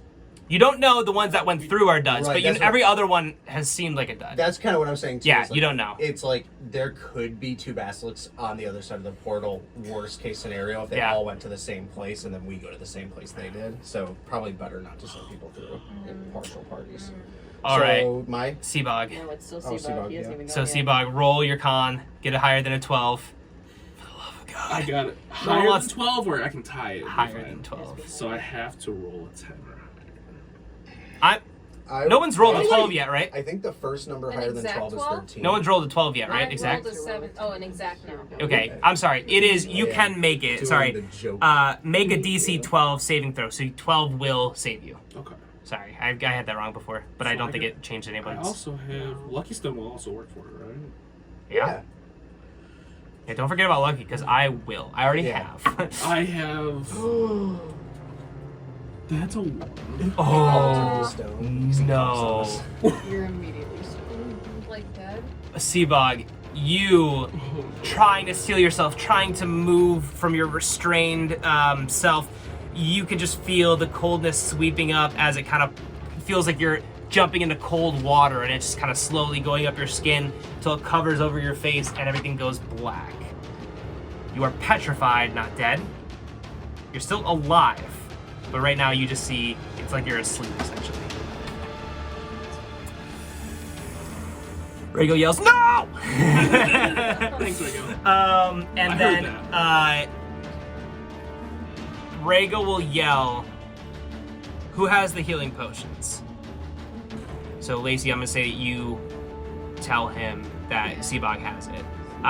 He nods, and it will go to Pale Scales. Is there a point next to the creature that I could target? Creating a 10-foot radius that would include the basilisk, but not anybody else. That would target hitting what? So basically, if I were to select like a point Yeah, next to it, yeah. is there a way I could do that where if 10 feet of spell effect were to go out from that point, Yeah. it would only hit the basilisk and not anyone else around it? Yeah. You see what I'm saying? So you want to just target an area? Oh yeah, totally. You have a Yeah. radius spell, and you want to just not hit anybody else. Right. Yeah, you can definitely do that. Okay. There's enough space where you can put it away from everyone else and hit him still. Pale Scales, frustrated with the amount of spellcasting he's had to do today, targets the creature, or rather targets a point within 10 feet of the creature, but not within 10 feet of anyone else, Mhm. and raises his good hand with his fingers outstretched and crushes his fist together and casts Shadow. Cool. Which the creature must make a Constitution saving throw beating 14. So, how does this affect with radius again? So each creature within the 10-foot radius of the sphere, so Okay. basically being targeted, must Yeah. make a Constitution saving throw to see if this hits. Okay, so the only thing is that you're targeting a creature with that spell. I'm targeting a point within 10 feet of the creature. Okay, so just read me the language of it again. A sudden loud ringing noise, painfully intense, erupts from a point of your choice within 60 feet of range. Got Each it. creature in a 10-foot radius sphere centered on that point must make a Constitution. Okay, perfect, cool. You're all good. So what does he have to do? Constitution saving throw 14. Okay, he's got +2. That is a 17. So sorry. Probably gets half. So, creature takes half as much damage on a successful one, and it's 3d8. Okay, So, I need... significant. 1, 8, and 3, so that's 12, so it's 6 damage. Okay. It's not made of inorganic material, right? No. Okay. Scaly. And then any non-magical object that isn't being worn or carried within the 10 feet is destroyed, or takes the same damage, rather. Any non-magical object? Cool. Just clarifying. Yeah. All good. Okay. Like, nothing's in there, right? Okay, cool. Yeah. Right, okay, good. All right, anything else? That's it. All right, that will be Lacey. Oh no! Well, you're with Rhaego. At least he can push you and your statuesque self over the edge. You have to get a 12 or higher. Oh. Hey! You can feel the coldness creeping up, and then you just remember, like, wait a minute. Power of sunshine. Yeah. And then suddenly just wipes away. You And Sailor Moon transform back Yeah. into your flesh. You slap a sunny sticker on your body. That's funny. I've also been fucking you guys. It's at the end of your turn, which has been messing with you. I think it robbed you of a turn. It did rob. So I apologize. Get my dude in action. What would you have done? I would have just tried to open it. Okay, you can go ahead and do that. That was my mistake.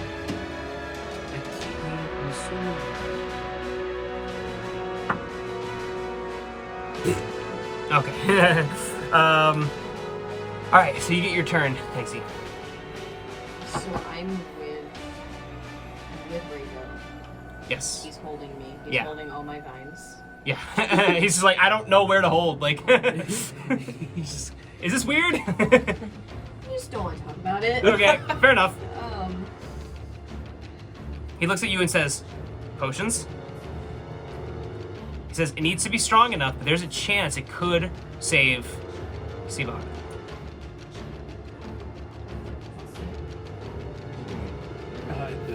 My idea was not a good idea. Especially with no open door. You can possibly steal a potion. Yeah, you could try to feed him a potion, too. You can steal it, you can grab a potion from Or try the portal. Or just skip your turn. No. it. Or just not play. Whatever you want to do. Honestly, I'm part of it. all fair ideas. Well, Tails is out of character. No. Look at his face. Do you really think I You should can do whatever you like. Yeah, I think It gives him touch of death. I mean, he already did. Oh. No, you're good. Never mind. You're all set. Okay. You're all set. I did not like I'm being an that. idiot. I did not like that. I'm gonna try and get the portal. Cool. Okay. 18. Oh, I don't like. I know Okay, what okay, he was just thinking of. kidding. I know what you're. Bonus thinking action. of. That's Hey, terrible. can you roll Constitution saving throw Sure. for me? It's a 10. Yay! wait, because I get to do cool things now. I get to do cool things. So now that You're safe from it. So I have my. Okay, so I'm gonna cast my Halo of Spores. So.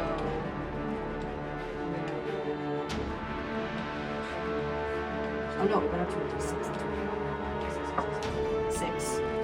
Cool. 5 hits damage. Nice. Okay. Sweet. Good stuff. How do, he's not dying, but how does the damage like look? Because I know Halo of Spores is cool. You just see like so it's invisible at first, and then as it starts forming, you just see these stickers forming around Lacey, and they just shoot right at him. Okay. And now his face is just all stickered up. Okay, he is covered in stickers like all over his face. I just scream, just yells, just kind of shout. Cool. Anything else? Oh, that was your bonus action, right? How's he looking? He's looking hurt. He's getting there. Yeah, he's definitely not doing well. He's wailing in pain. I tried. He is going to go ahead and try and make a strike on not Seabog. Who else is near him? Everyone's near him, isn't it? I was just say Rhaego. Rhaego's very close to him. I'm That's within 30 feet. And he's holding yeah, me you. still. Yeah, So you're all it'll probably attack Rhaego's gonna be closer, so he's gonna attack Rhaego again. Okay. That is a miss. Ooh, Starting to hit 13. Wait, I think. Yeah, all good. Sweet. Cool. That will be Becca's turn. Where are you again, Becca? I'm invisible. I'm like near the pillar though because I just opened it with the last one. So. don't think invisibility saves you from this. But doesn't it have line of sight? If a creature, right, not line of sight, but you're visual, right. They easy to have to see. be able to. So they have to be able to see each other. I thought she just had to see him, but they have to be able to see each other. So you're safe. Cool. What would you like to do?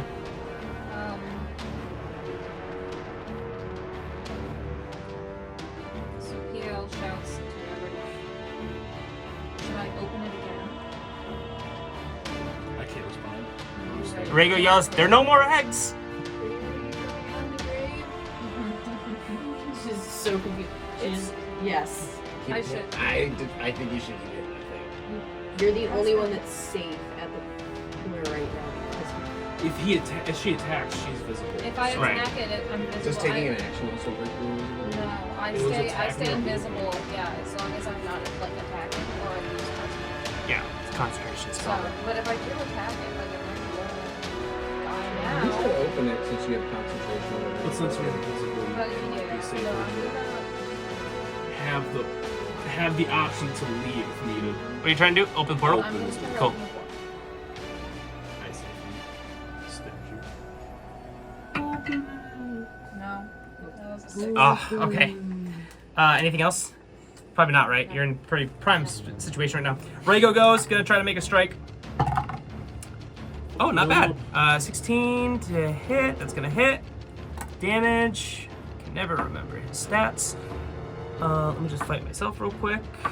That is 8 plus 4, 11 damage.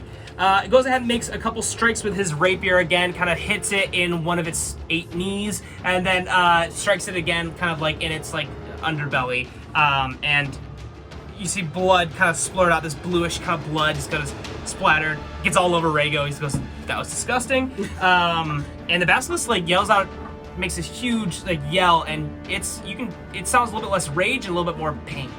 So you can see he is getting there. He is hurting, very close to death. So that will be initiative 20. No more eggs to fall. Seabog incapacitated or petrified, I should say. Tail scales. No, unfortunately. Well, I guess it can't get worse than what it saves. So. I raise my hand and I crush my fist again, casting Shatter on the same point. Cool. So it's going to be a Constitution saving throw 14 that he has to pass. Oh, it's 20. Not nat. Okay. Sorry. So then he takes half the damage from 3d8s.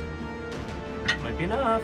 8, 3, and 8, so 19.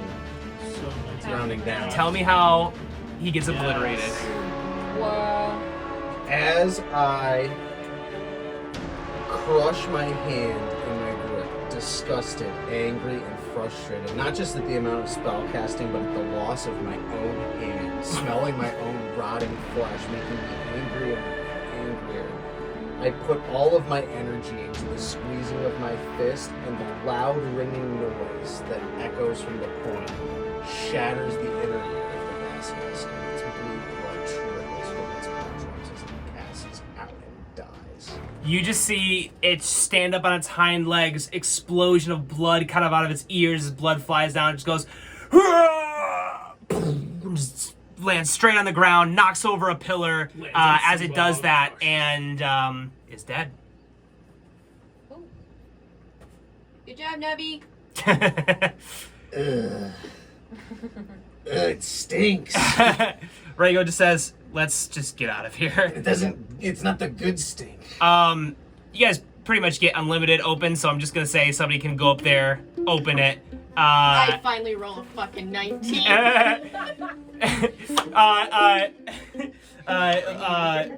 Lacey, you just kind of like catch your breath, kind of put your hand on the pillar to steady yourself. It ignites with blue energy.